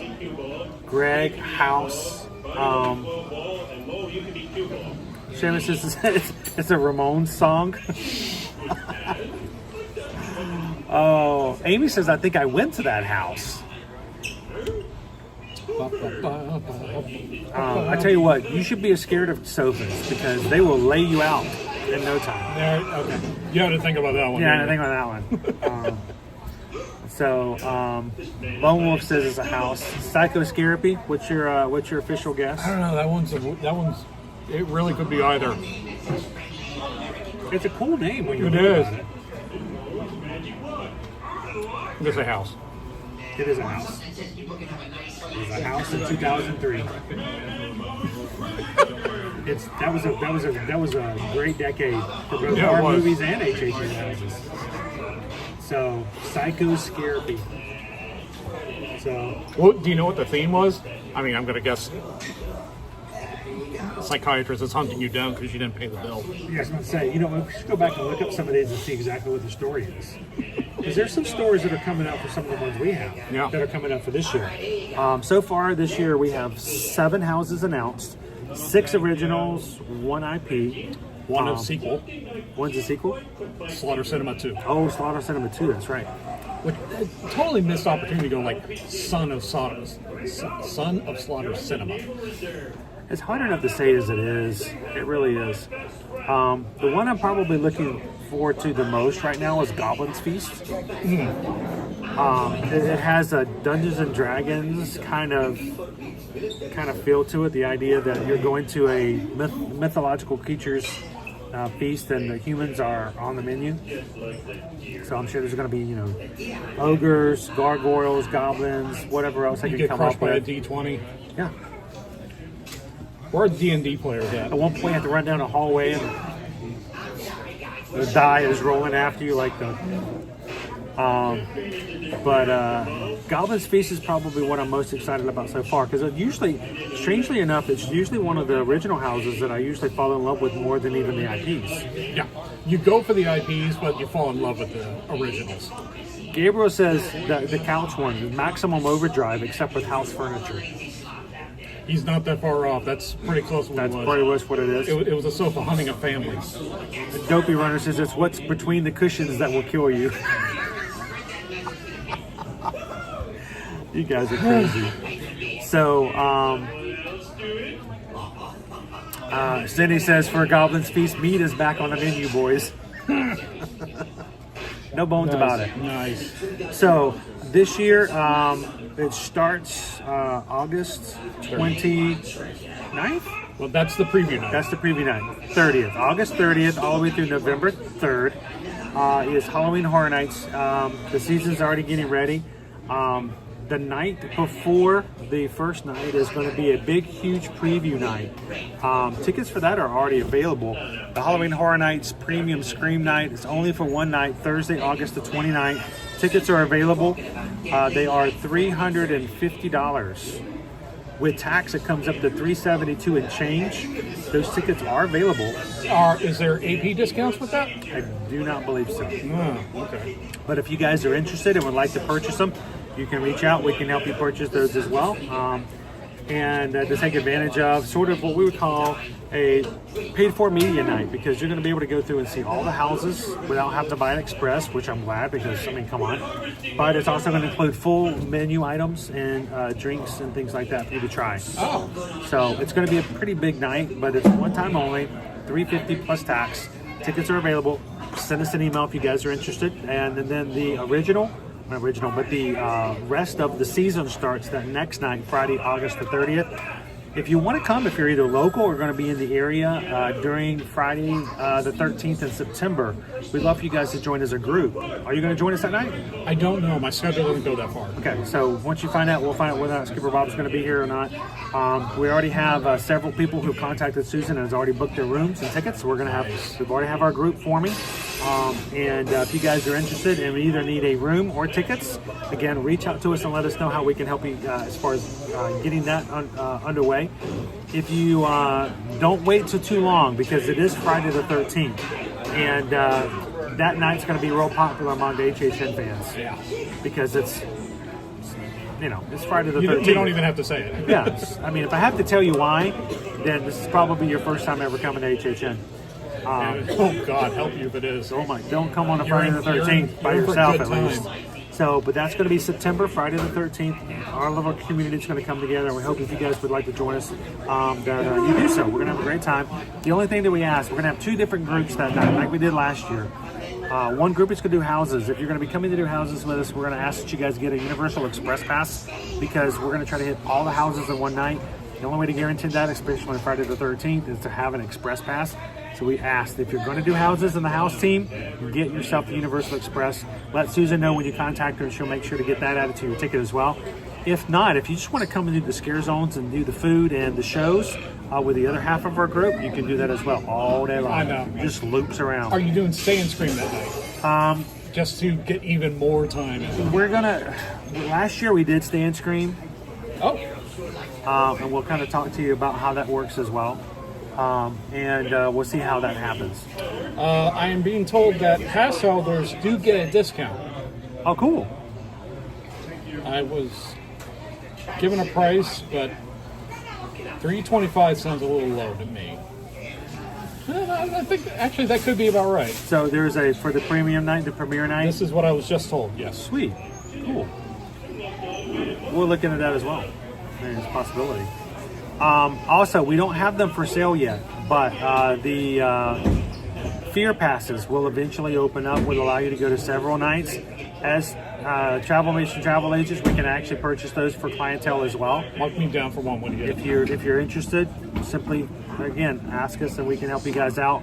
and we can help with the purchase of your fear passes, which will give you a few different levels, depending on whether or not you want Friday nights or not Friday nights or weekends or something like that. Oh, I thought it was just like the entire the first half or the whole thing. There's some that which just like the 1st August and the 1st of September, and then there's some that you can do all season long, but not Friday nights. You get like the first Friday night and the last Friday night, but the rest of the Fridays are knocked off. Okay. So there's different levels, depending on which ones you guys are interested in. So, I really, really do like that first one. I've done the last several years, and I highly recommend it. where you get to go just like the first half of the season. Yeah, because everybody and their mother wants to go in October, which I understand that. So Rob mentioned that our first HHN, this is not us trying to upsell you guys on anything. I promise you, I have no reason. I have no desire to be someone who's just going to sell you something for the sake of selling you something. But as Rob says, their first HHN, we learned that you don't buy an express pass. You are not guaranteed to see as many of the houses, because some of the houses can go upwards of an hour and more of a wait. I remember Stranger Things on a regular basis having an hour 20 or a 120 minute wait.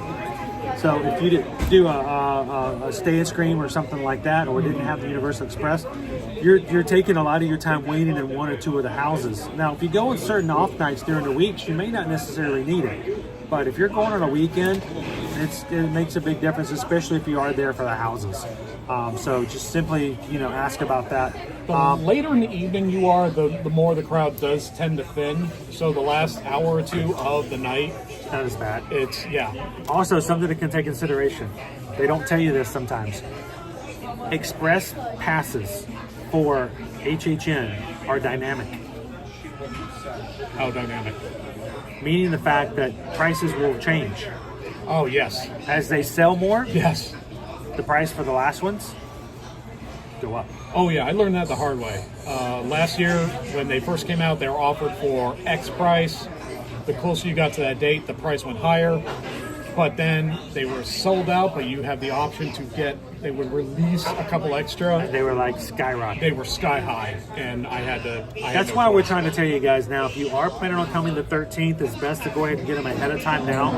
As we get closer, the prices will rise or eventually sell out, and we don't want you guys to be in that situation. So if you know you're pretty much going to come that night or any of the night in the season, it's always best to get them ahead of time. Vanessa, am I going crazy? Is that burping a joke? It's me. It's actually a character loop in Moe's bar. It's a character named Barney, and he it just loops around. I'm not even hearing it. But it's white noise by now. Yeah, it's just white noise to us. Hey Jeffrey, how you doing? You guys ready to get back out into the sunshine or the rain? Not yet. It's getting dark. Or is it getting dark? It got dark there. Earlier than it brightened up. Let's go back out to Universal Studios and see what else we can find. How you doing live with Lydia, Lucia, and Glenn? How you doing today?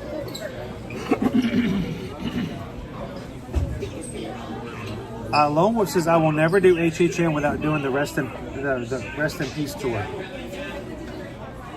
Can I tell you, I've never done an RIP tour? I have. I know you have. I've never done an RIP tour. What's really cool about that is you're given like a personal guide, and he goes into the story of each house before you go in. So yeah, and this happened, and that happened, and this guy did that, and whatever. You go through, they walk you right in, no waiting at all. Now, this RIP tour is during the event, correct? Yes, you have to buy admission to Horror Nights, and their RIP tour is a completely separate thing. The one during the daytime, when you go to the house during the daytime, is a behind the scenes tour. Yes, that's different. Yeah, that's like a lights on tour where you'll see a lot of influencers. They'll walk through with their cameras. I think they allow you to record inside. I'm pretty sure they do. But yeah, you can see everything with the lights on. I'm not sure if you can like ask the scare actors questions. Hey, tell me about your character? I'm zombie number 2. Are they even in the houses at that point? In the daytime? They're probably not even populated. Maybe one of them. Maybe. So, because they only have a couple. They only do a couple of houses. I think you can actually purchase. There's like a 3-house tour and a 5-house tour. So you can choose when you book the tour. You can choose how many houses you go into and see. So I've yet to do one of those, and I don't know. Maybe we'll see how it goes. I know you guys have really enjoyed the past half hour of listening Barney belch over here on a non-stop basis, but we're gonna head back out. So you can get yourself a flaming mow.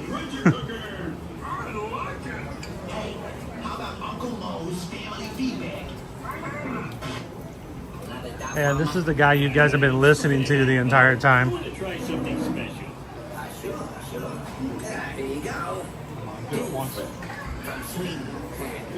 Go! I like the size of this. Yeah, it's all thick though. There's not much inside. Just like my hair. All right, it's a little dark out here today, guys, and it's raining. Woohoo! I got a little bit of rain. Nothing I'm worried about. Jeffrey, like, is it 100 degrees yet? Actually, with the rain, it's a little cooler than normal. Even the pigeons are like, what is this all about?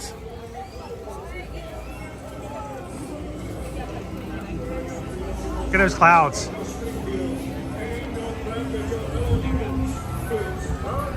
Travis says on the Behind the Screams tour, some rooms are no pictures or video. Yes, when you go through, they'll tell you which houses you can take pictures or videos of because they want to maintain the element of surprise. Yeah. But, you know, it's sort of like anything else when you do a behind the stage kind of thing. They'll tell you, okay, no pictures in this area, guys. Or if they do let you take pictures, it'll be all right. We can take pictures in this room from this angle. With this shutter speed. And this remote control. And that's all I need. Amy 8 says the weather looks nice. You know, Amy, at this point, we are so drought-ridden.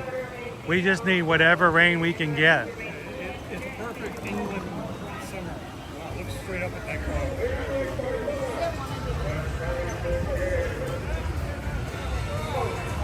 Leo says, would you believe I've never been to a Halloween Horror Nights in Hollywood or Orlando? That's really shocking you've never been to Universal Studios Hollywoods, though, Leo, being in the West Coast like you are. Yeah, we started it. I mean, that's right, I said it. We are a little biased, but you know what makes me upset, though, is the fact that over Universal Studios Hollywood, they actually let people stream their houses. At least some buddies of mine have actually streamed their houses before on live streams. And I'm like, I wish I could do that. Yeah, I'm jealous of the media who can do it. I just want to go through one HHN house with my camera. I'll mute it so you guys won't hear me crying. Well, but I've upgraded my my apparatus. I'm gonna pop this way. Okay. Remember we did Sir Henry's? Yes. That night vision camera. I've upgraded it so now it can just sit on my chest and I can have my hands free. Oh, no. Farms, and check out some things and do a little scare tour. So.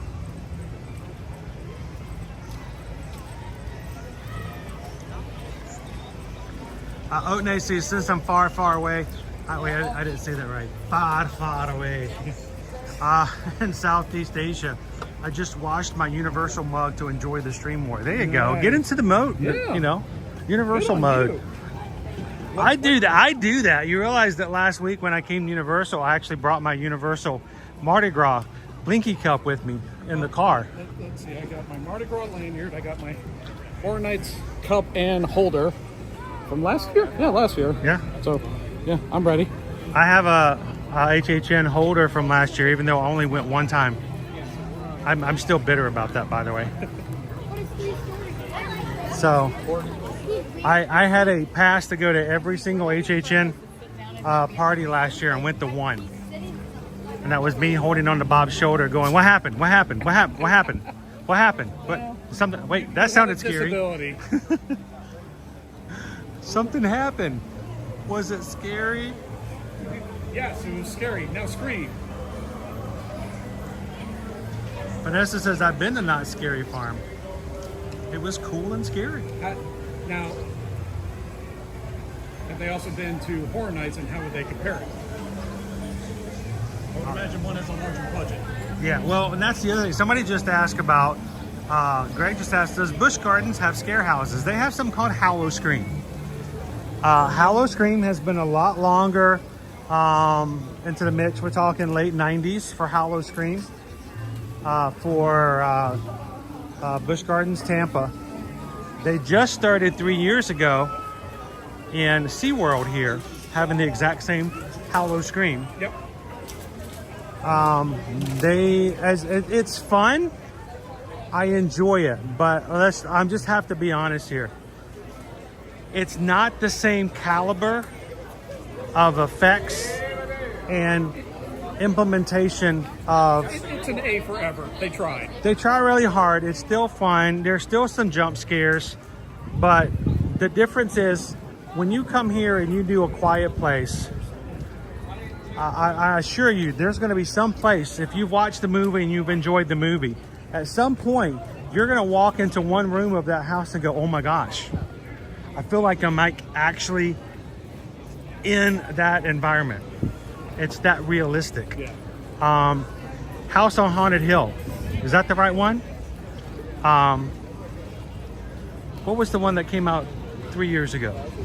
Regarding? Is it House on Haunted Hill? There was a House on Haunted Hill. It was my first one going. I was really nervous. I'd not seen the show, so I watched the show on Netflix just so I would have it. And when you walked in that first room, you're like, oh my gosh, it's the show. This is like, it was so well done. So, yeah, and don't think you have to see the IP, the movie, the show, whatever it's based off, because I did the first Stranger Things house before seeing a single episode. I was like, okay, now I need to watch this show. I think that's also the first house that had a cold open. Oh. Ode to the Mouse just gifted 5 Ear to Ear Magic memberships. All right. 5 people randomly chosen by YouTube to now be in for the next month in our YouTube program. Thank you so much. Appreciate that, Ode to the Mouse. Woo! And 5 people will now have a chance to use emojis that are just for the cast and have their names green in the chat. Let's see, Amy H, Gibson's Explorers, Haley, Seamus, and Disney Granny, all gifted memberships. You guys are all now green. So congratulations, guys. Lone Wolf says Cedar Point has Hollow weekends. Now, I love Cedar Point as a park. I do not have any knowledge of its Halloween festivities. Yeah, of how good or what it's like. You know, sort of like I grew up in Atlanta, and they always had, you know, Fright Fest at Six Flags Over Georgia. Yeah, I never went. When we went during the day, we would leave before all the creatures started coming and roaming at nighttime. That wasn't your scene at the time. No, it wasn't my scene at all.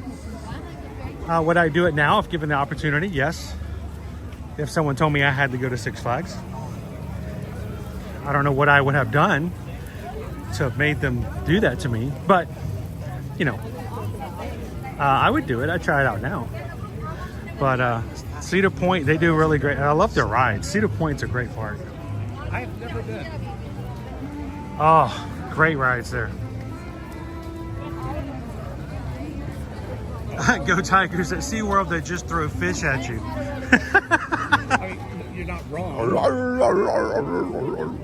You have to clap your fins.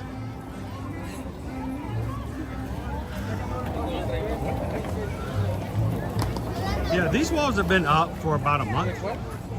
So they're doing something in this thoroughfare here. You have to kind of go around. Huh, interesting.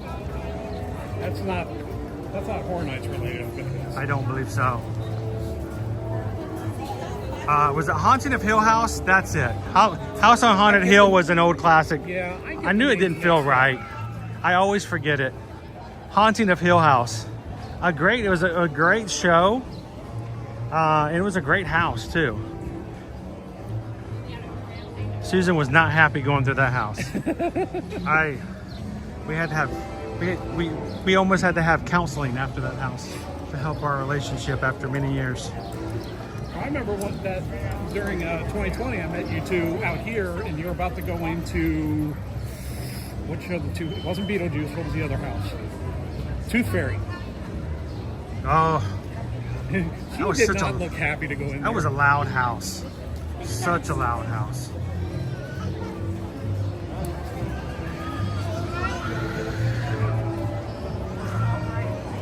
I'll tell you what, in 2020, I was so happy to get those two houses. Just to get something, right? All the scare actors were behind plexiglass shields. Yeah, I didn't care. It was about that. sort of like HHN Light. And since those were my first houses to go into, I kind of got an idea of, you could always tell when something was about to jump out at you because you could see the glass shields. So, kind of how I learned and how I got started in the beginning. I was in the mindset of, I'm glad to have something. Yeah. Keep in mind, I'll never forget that when we walked into the Tooth Fairy, you know, the whole story of the Tooth Fairy was about a 5-year-old boy who defied the Tooth Fairy and regretted it later on. And when we were going into the house for the very first time, the family in front of me had a 5-year-old kid with them. Oh no. And I'm like, this is probably not going to turn out well for this kid's mentality. So for Horror Nights, are they going to put the tribute shop back here, or is it there to stay from now on? Because they did that last year. And I thought that was a little odd. I think they did it because then they have 2 locations they can work off of. They can be working on one while the other one's still up. That makes sense. Okay. And so the summer store could stay over there. They could continue, or they could start working on the Halloween Horror Nights tribute store over here without having to wait for the other one to come down. All right. No, I like that. I think having that overlap helps them out some. Are we talking too much HHN and it's only June? It's just part of it. I mean, we walk around, we can almost visualize where the stands and the monitors are. Oh yeah, of course.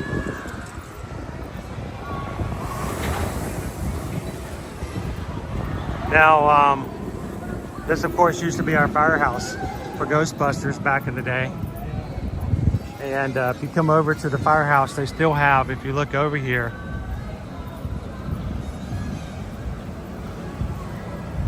you can see the above and beyond paranormal travel agent as a throwback to the idea of the paranormal.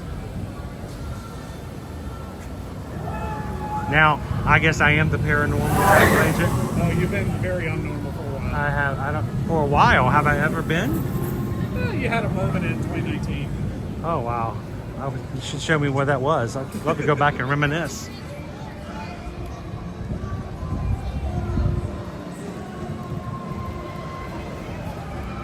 Kaylee's like, I cannot wait to visit Universal for the first time in February.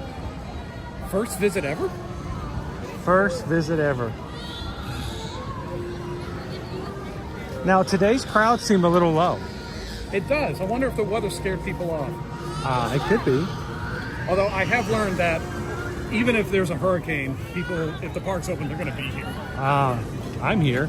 Yeah. I keep going. Unless there's just real signs of imminent danger, we're going to be here. We come to the parks every Monday through Friday. We try to be very committed to you guys as a channel to make sure that unless there's something that we just cannot avoid, that we're going to stream Monday through Friday. So if you guys are watching and you've never subscribed to the channel, you're just watching with us here today, I'd love for you guys to hit the subscribe button and come back and do this with us. Again, we do it all the time. It's a sickness. We can't help it.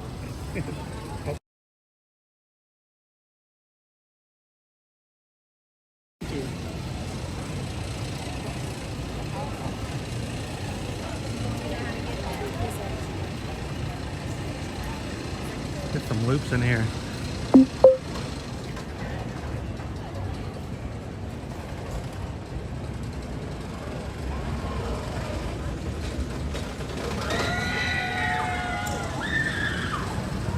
Hello, me and my life. How you doing?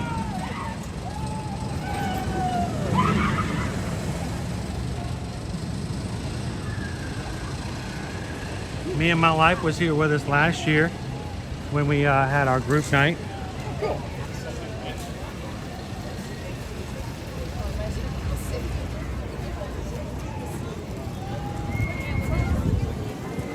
Okay, I like the Shrek hat. I think the Shrek hat is cute. I think the Shrek hat is perfect.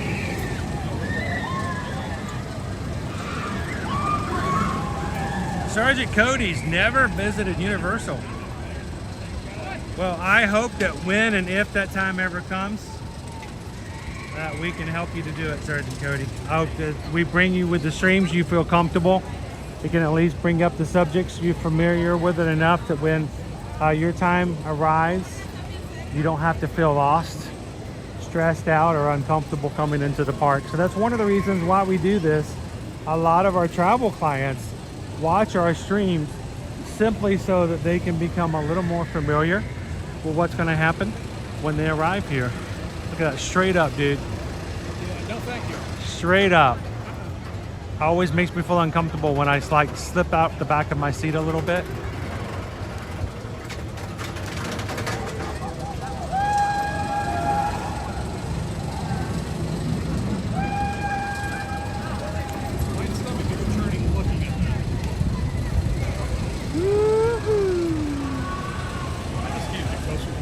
You get to play your own soundtrack though.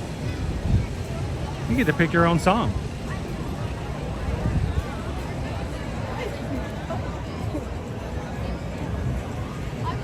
Zen says I've only been to Universal Orlando twice, I think, and they still had Back to the Future Jaws and the Dueling Dragons over at Islands. Oh wow. It's changed a little. It's amazing how much this park has changed since day one.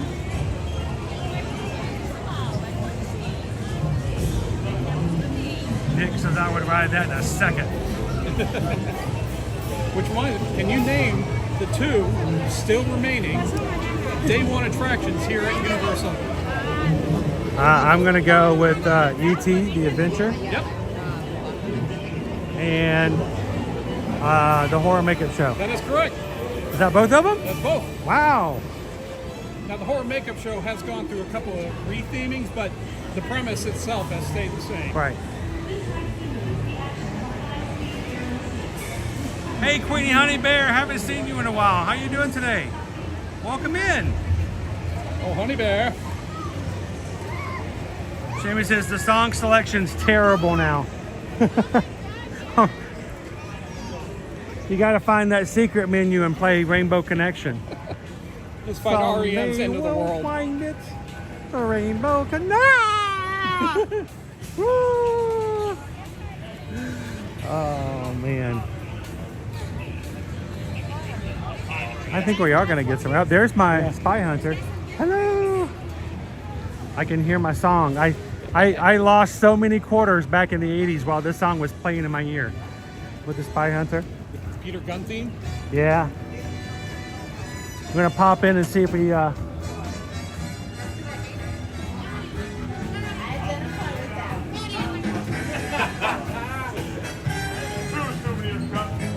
right, you ready for it?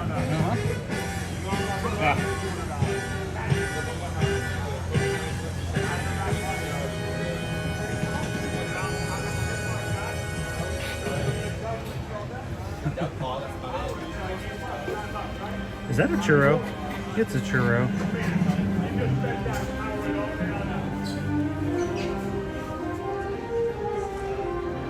So we've been talking a lot about Halloween Horror Nights just because, well, you know, we're getting ready for that season. We're always sort of thinking ahead and getting prepared. You don't want to be caught off guard when it starts. And Skipper Bob has been a part of sort of my experience. I mean, even last year, the one night that I did come with everybody, I started into the very first house, Stranger Things, walking in. This is going to be great. I walked in 10 feet and realized I couldn't see anything.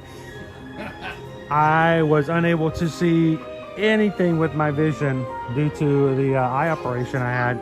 And so I reached out and grabbed the first thing I could. It was Jill's shoulder. And Jill screamed out loud. Like, I am so sorry. I can't see. And so Jill led me through Stranger Things, but because Jill's cardiologist was not very up with me doing that to her through all the houses, Skipper Bob was my guide through all the rest of the houses last year. I was your seeing eye, Bob.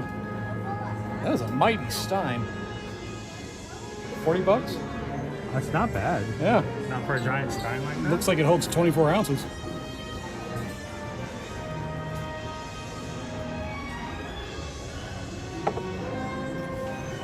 So Tony says, been to Universal once, not interested in going back.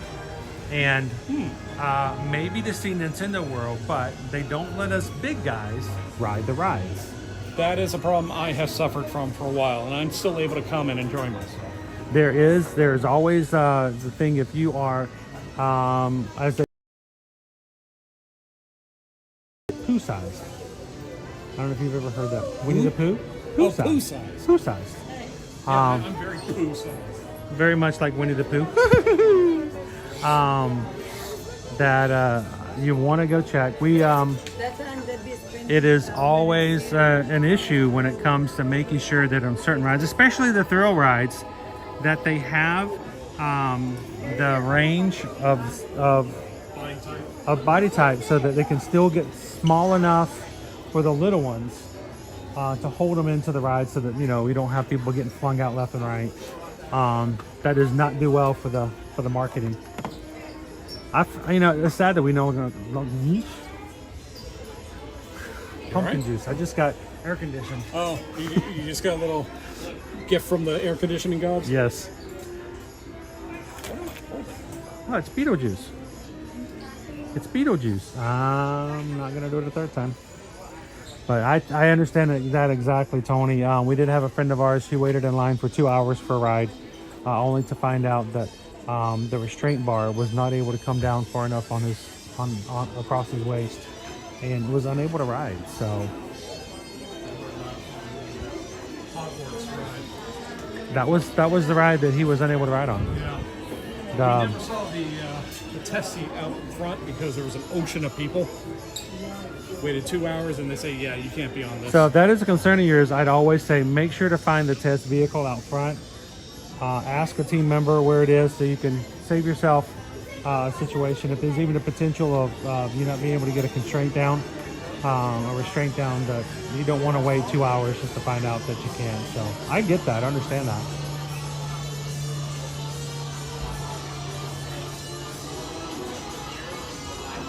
It was Rat. Despicable Me 4 coming out July 3rd. You think we're going to get some minions like this in the new Mega Movie Parade? That would be a hard yes. What's Gryffindor doing here? I'd say he could stay here, but I'd be lying. Get off the minion. I'm getting X-Men, Avengers, spoof, parody feel from this movie a lot. I know it's not the same thing, but immediately I'm thinking of Juggernaut. You know, I got Juggernaut here.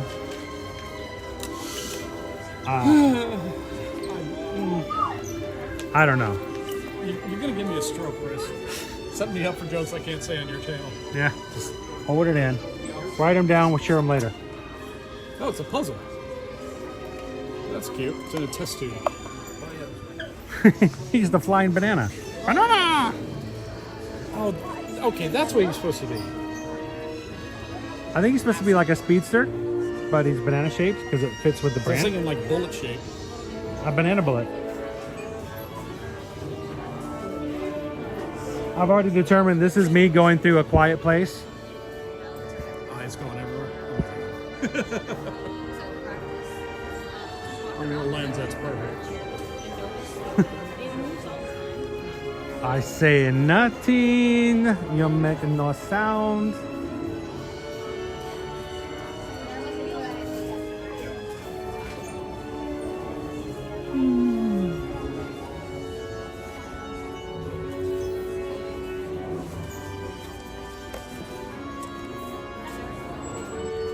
I've never seen Bumblebee so buff before. I was about to say, he is like... He is. Oof. I mean, my Bumblebee was like the little bitty car. Ooh. these are all movie ones. Scorpion, Wheeljack. Huh. What's the name of the one in the ride? Scout? Evac. Evac. Because he's going to evacuate you. Yeah.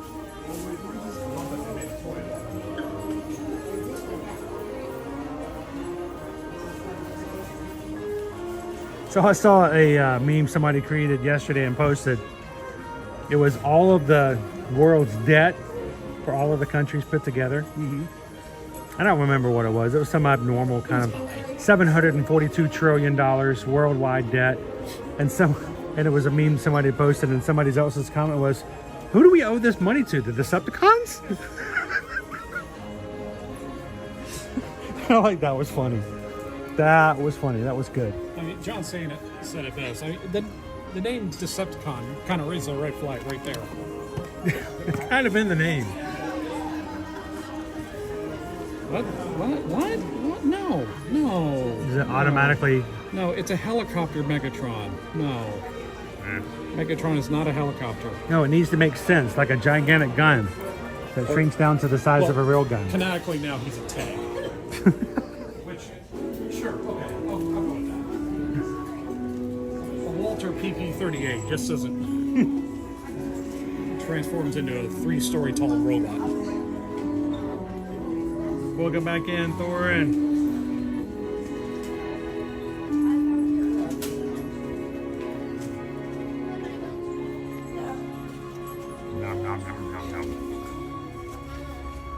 I always find that the test candle, the one they leave open for people to smell, why? Do they think they'll get a fresher smell by stabbing it? I don't know. What about the human collective? We are a people of violence. What is it smelling? It smells better if you stab it with that little wick. Scented can. Salt water? I'm right here and nothing. Maybe that's why they stab it. Like, you're not giving me a smell.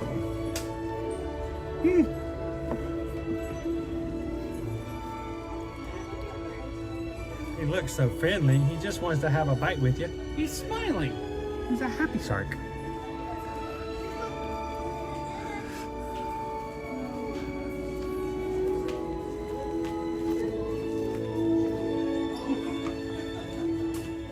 Check luggage. Interesting. You can't take it with you on the plane. Okay. It's got liquid in it. Do you think there's ever going to be a time in the future where we're going to go back to being able to fly with liquids? Are we just done now?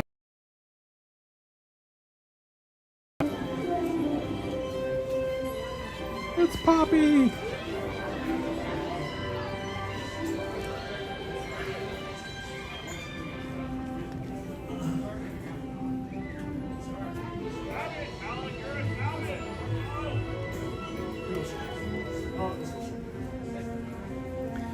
Yeah, they're just warning people, because if you don't have a checked bag, you know, certain people may only come with just a carry-on. And then they try to bring a snow globe in, and they go through TSA, and TSA goes, you can't bring that onto the plane.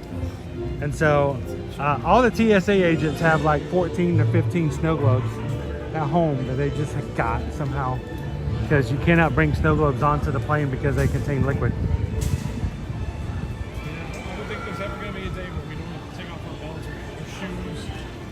I'm glad we're not doing shoes anymore, though. Oh, I thought shoes was still a thing. At least not here. I mean, maybe air flights and stuff, but Yeah, when I flew up to Boston last year, I was wearing flip-flops.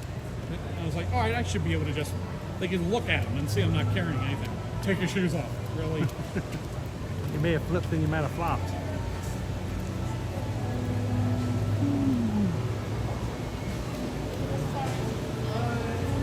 Have a good afternoon. So do you like the new photo validation? I love it. It's so much smoother. I wonder what their backup is. Probably back to the finger. Or maybe At that point, I just whip out my ID. I was going to say, here's your ID. That works as well. So today I thought, since we don't do it normally, let's do a little tour of the upper area of City Walk. Upper as in... So let's make our way around. Let's do a counterclockwise, and then we'll walk up to the top to show everybody what's up there as well. I'm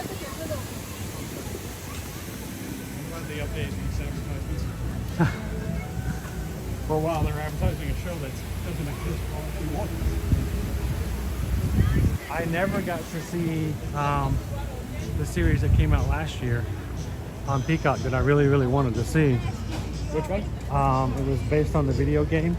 I can talk this Oh, the racing game? Where you basically just run around in your vehicle in Mad Max style. I don't know that one. And I forgot the name of but the main villain, one of the main villains, you could was a playable character was Sweet Tooth. And he was a clown who drove around in an ice cream truck. No. I know this. I don't know the name. I know this. Haley says, Skipper Bob. Sweet Tooth was the clown. I know. Yes. Haley says, Skipper Bob, take off those flip-flops. No flip-flops. No word of what this is going to become. The old Blue Man Group. Yeah, I don't know if they've even have any plans at the moment. Oh, I've got such a great idea. But no one listens to me of what they could do. Thank you, Thorin. Thorin, Twisted Metal. Twisted Metal. We played that game so much in college. I was thinking Metal Slug, but no, that's not it. We played Twisted Metal so much, and every time my buddy Matt would choose Sweet Tooth, I'm like, dude, that's not fair. We actually made a rule that he cannot choose him as a character. No Odd Job, no Sweet Tooth. You cannot do that. Yeah. So. If anybody in the chat knows the no Odd Job rule, what that's a reference to. I'm keeping my mouth shut, but can I say? Let's see if the chat knows. No, what movie or video game reference? No Odd Job. From a game. From a game. Based off a movie. What video game had the collective no odd job rule for PvP? Collective games? Multiplayer? I believe the first multiplayer shooter. Was it? I believe so. Wow, we just spent so much time on that too. Do people know about back here? Actually, we went there last week. Okay. We did. Piece of history. Lone Wolf says Silent Hill, but Go Tiger says GoldenEye. There it is. For the N64. You know what really stunk was when they found and decided that they were going to do the remake, the Golden Bullet. Oh yeah. One hit kill. Yeah, one shot and you died. I hated that version. We did not play that for very long before we said, nope, no more Golden Bullet. My friends and I would play like different rules using, like, say, let's only use proximity mines. Mines would only go off when you go near them. Right. I would walk up behind stairs and put them on the walls. So people come down the stairs, boom, boom. That was before. That was, we were developing so many new things back then. Like the first times we had the idea of sniper camps. Yeah. Where you basically would hide up in some corner of some room that was hard to get to, and then you just sit there and wait for people to come through, and they could never see you. Now they just call it camping. Stop camping. Yeah. She's camping. I'm playing the game. Oh yeah, that's right. It was the golden gun. I hated the golden gun. With this wee beady bullet, smug look on his face. Do you know why people would not use Odd Job or rule him out? What the reason behind that was? Who throws a shoe? Really? No, that's random task. Sorry, we're just throwing references from all over the place. I swear we're ADHD. Oh, we're what? Yeah. Squirrel. You were talking about a hat? Odd Job. Why they came up with that rule, no Odd Job. So, what was his thing though? What was? Well, he didn't have like any kind of ability, but he lacked something that the other players had that a lot of people didn't think was fair. A life bar? What did he have? Oddjob was a shorter character than all the other players, so his hitbox was actually Much below. smaller. Well, it's actually below where you would just naturally aim the gun. You have to aim down to hit it. So he was too hard of a target He to was a hit. hard target. Only explosives or anything would naturally hit it.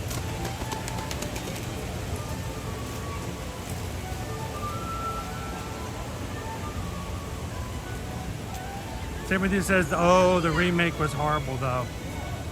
It was like the Cousin Oliver of video games. It's so funny that all we have to do is say Cousin Oliver and we're like, yeah, we know what that means. Was it Universal or was it Islands that just had its anniversary? Islands of Adventure.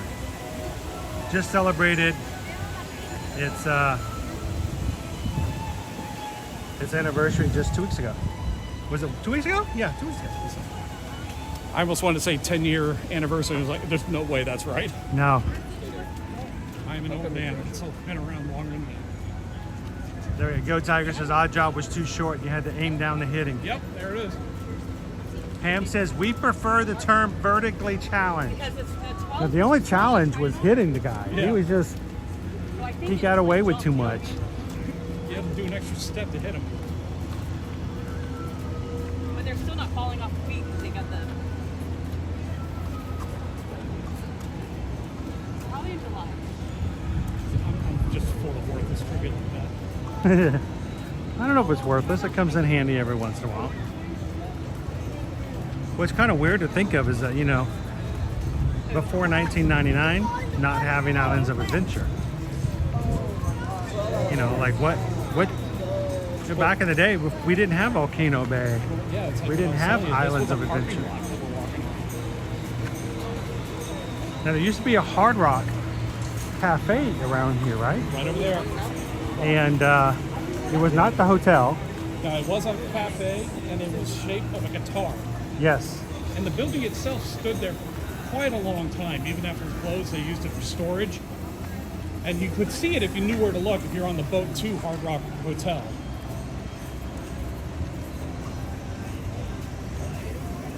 Oh, Go Tiger! Oddjob against Jaws was always funny. I have to tell you, I imagined that a little differently. Like, wait, wrong Jaws, wrong Jaws. Let's pop over this way. All right. We'll take everybody up.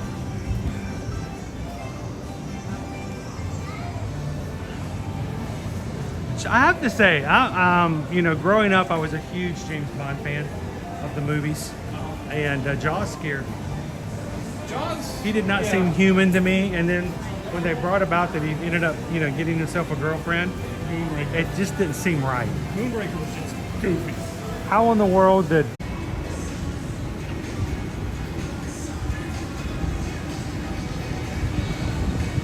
Welcome back in, everybody. Sorry about that. We're just walking along and I'm completely ignoring the fact that I have no battery. Don't touch me. Yeah. We're back up and going again. Have you done these escape houses? I have not, but something tells me we may be trying it in the next month or so. See what it's like. Universal's great movie escape. 2 rooms, one Back to the Future, one Jurassic Park. I'd be willing to try that with you. It is, I'm scared. I've never done one of these kind of rooms before. Well, I think the reviews I've mostly seen have say that these houses are simpler than your everyday houses because they don't want people to walk up, pay this money, and then they can't complete it. At the same time, though, I'm either afraid, one, that I'm not going to be able to get out, and I'm going to just, you know, give myself a, you know, I can't believe I can't get out of an escape room. Or the other, I feel like I'm going to just show up, walk in, and go, oh yeah, the answer is 42, and walk right out and go, wait a minute, we still have 59 minutes left of our hour. So. Light fuse, mix and easy, that's the best results. Refreshing iced tea is good. Go Tiger says escape rooms are super fun. I've never done one. I've never done it. If you're good at puzzles, you would like it. I like that kind of stuff, but I always feel like I'm going to enter that one puzzle that doesn't make sense with the way my brain's wired. Yeah. It's a perfect Find X. What? Use iced tea. Oh. It's like all of a sudden they're going to ask me to do the one thing that always perplexed me in math.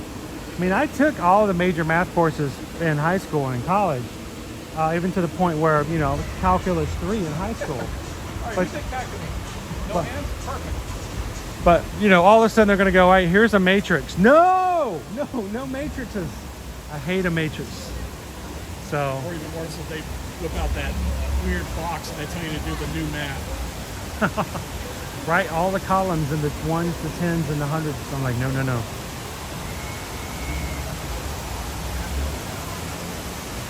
Hey, AB. How you doing today? Travis says I got the second highest score on both rooms. I just want to get out. You can get. Do they charge you more if you can't get out? I didn't know there's a score. Extra if you get stuck in there and you can't get out. Okay, $10 to get out. Oh, great. Lisa says my cousins did the Back to the Future escape room recently and loved it. Like, when did you do it? 1985?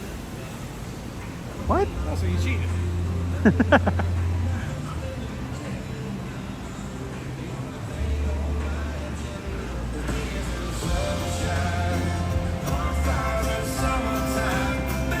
All right, Pat O'Brien's Hurricanes to go. Let's go.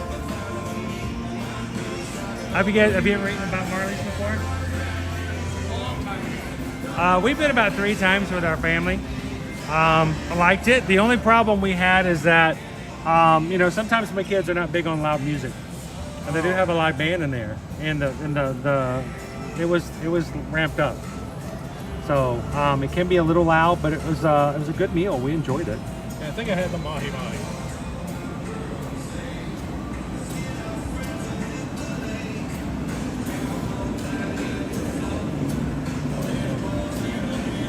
I think one time I had the oxtail stew. Ooh, that sounds good. Or maybe it's a curry goat stew. Either one I try.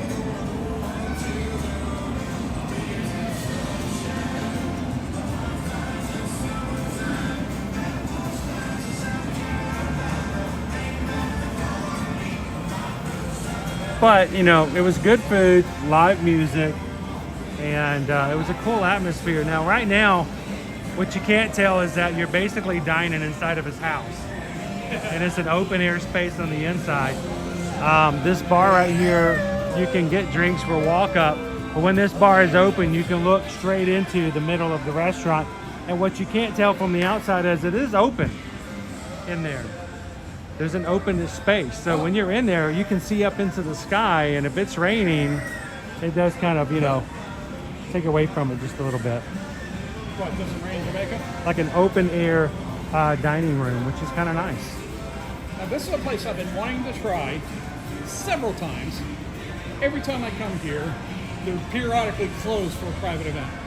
It does happen. It does happen a lot. I wish they would put out a schedule on the website saying, hey, we're going to be closed for this night or whatever.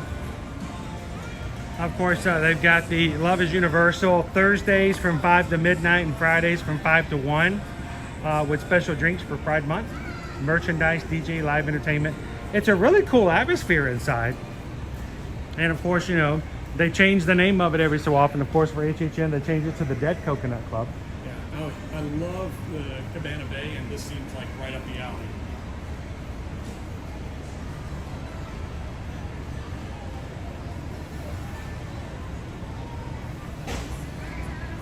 I can feel, I got some, like the weather's about to just open up on us. Yeah, it's gonna crack in any minute.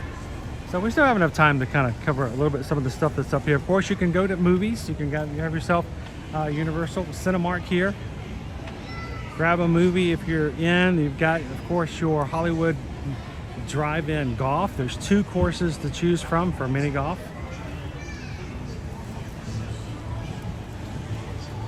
Up top, bend the bow. Get yourself some steamed bao buns. I love those things, dude.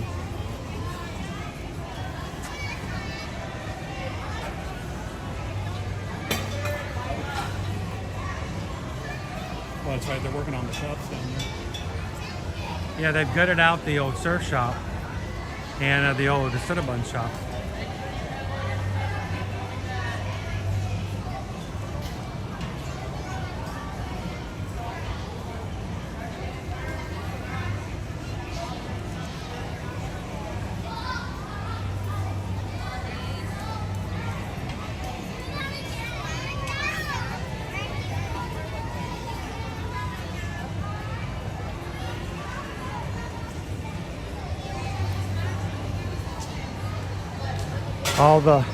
They have been doing this now for a couple of years. The marketing for whatever big Universal movie's coming out takes over the whole shebang here. So I've noticed when you come in here during the summer, lots of school groups. Like summer, yeah, exactly. Something, you know, I never got to do. You know, South Georgia, we went to summer camps, you know, we had to sit outside on a hot basketball court and wait for my mom to get off work. Oh, I wish. I wish. But a couple of places up here, you got a waffle bar.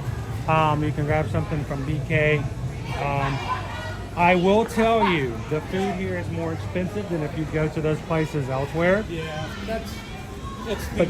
that's just the way it works with theme parks. And for that reason, we don't tend to dine up here. If we come up here at all, it's because we go to the bread box, which is, you know, a little different as far as your specialty made sandwiches and the like. But have you ever been to the bread box? I have not. It's not bad, and they do have gluten-free items for those who need. Yep. I really like that. Menchie's, a little froyos, some frozen yogurt. All I can smell is butterscotch, chocolate, hot fudge. So I have been joking about the idea that the next time we do our HHN group night, that we might need to invest in a coffin. Not against it. We might need that energy. And what if you get a coffin if they let you walk through the park with it? I'm not sure about the houses. Oh, come on. If I make too much noise or if they start chasing me, I can just climb in the boxes.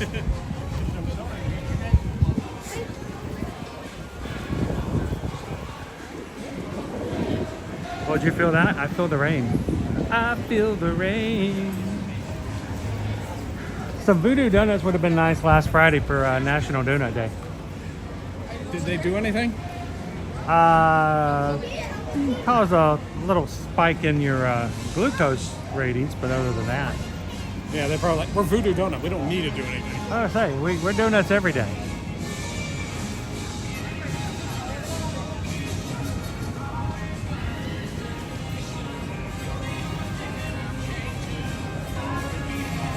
So I think, dude, I can feel it. Coming in the air tonight, the rain. Sorry. You're going for a joke. I'm going for the real one. Yeah, that's what happens when you get on a guy with I can feel it. I think it's gonna open up here on us soon. So I'm gonna walk back up to our preview center and look longingly at it, knowing that we will be back eventually to bring you guys in. If you are coming to check it out here as it opens up later this week for all guests to enjoy, make sure, again, download the preview app. We got two big guys walking through it. Turn on. We've been waiting for oh, here comes the rain. I knew it was coming. I knew it. So. I'm looking at the plastic flags up here. I'm like, oh, that's okay. So the direction of the wind is over there. Oh, wait. It's raining. So we are back to where we started this morning. Again, the Epic Universe Preview Center opening up later this week. Go check it out. Start drooling and getting excited over the new portals that will open up when Epic Universe opens as a third gate in 2025. No official date of opening just yet, but we're going to keep our eyes open, ears open, and you know we're going to be bringing that to you as much as we can here at Ear to Ear Magic when that time comes next year. So Well, the rain is started. It's only going to get worse. So this is perfect timing. Thank you guys so much for everybody in the Magic Crew for coming in today. Thank you for the thumbs up, for the chat, and for just hanging out with us today. We greatly appreciate all the time you guys spend with each other as a community. And we thank you guys so much for being such a kind and respectful group of people for others, especially when there's always a space for someone else to come in and be a part of the community as well. And as we close out today, guys, as a reminder, if any of the things we've talked about today has made you think, oh, you know what, it's time for me to get the Universal, and you haven't made yourself a reservation yet, send us an email, susanedwards@travelmation.net. Copy me at chrisedwards@travelmation.net. Let us know where you want to go, when you want to go, who's coming with you. Let's get yourself a quote, and we'll help you through the booking, planning process, through and afterwards, for no cost whatsoever. We won't charge any fees. Bob will tell you, have I ever sent you an invoice for any of the things we've helped you book? No. So, unless I'm not getting them. I need a new address from you, Bob. You've got a tab. No, there are no invoices. We don't charge anything. It's the same price as if you contact and book directly with Universal, but instead you have someone who can help you through all the process. I promise you, if you call up Universal and say, hey, where's that really good burger that I saw, they're not going to care. But you can always expect us to help you out from a personal standpoint. So thank you guys so much for allowing us to be your Travelmation travel agent, whether it's Universal, Disney, cruises, or all-inclusive resorts. We're glad that we can be there for your family, and you support our small business so we can be there for ours. So thank you guys so much for that. All right, well, it's time to get on out of here before the rain has really just opened up.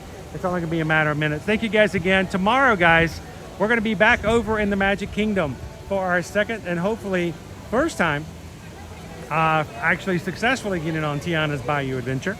And hopefully tomorrow we will get wet. That's the whole plan tomorrow. We want to get wet. So come and join us tomorrow at the Magic Kingdom. Find tomorrow's stream. If you hang out for just a few more seconds, as this stream closes, it will automatically take you to tomorrow's stream. You can go ahead and leave a comment and even hit the notify button so you can be notified of when we go live tomorrow morning. So thank you guys so much. As always, take care of each other, take care of your community, and as we always ask you to do these three things: share a laugh, share a smile, share a compliment, but whatever you do, be the sunshine in somebody else's day. Thank you, Greg. Thank you, Disney Lisa, Thorin, Haley, Vicky, Polly, Amy H, Lone Wolf, everybody in the chat today, Randy and Heidi, Pam, Whitney. I hope you guys have a great afternoon. Thank you, Otnay, James E. Take care of yourself. And as always, guys, we'll see you guys tomorrow in the parks. Thanks, everybody. Have a good one. We'll see you real soon. Peace. All right, Skipper Bob, your job now is to find the back door to this place and see if it's propped open. On it. We can do it. Look for the door with the brick in it. Is it a loose brick? I'll take any brick at this point. You have to knock. 3 times in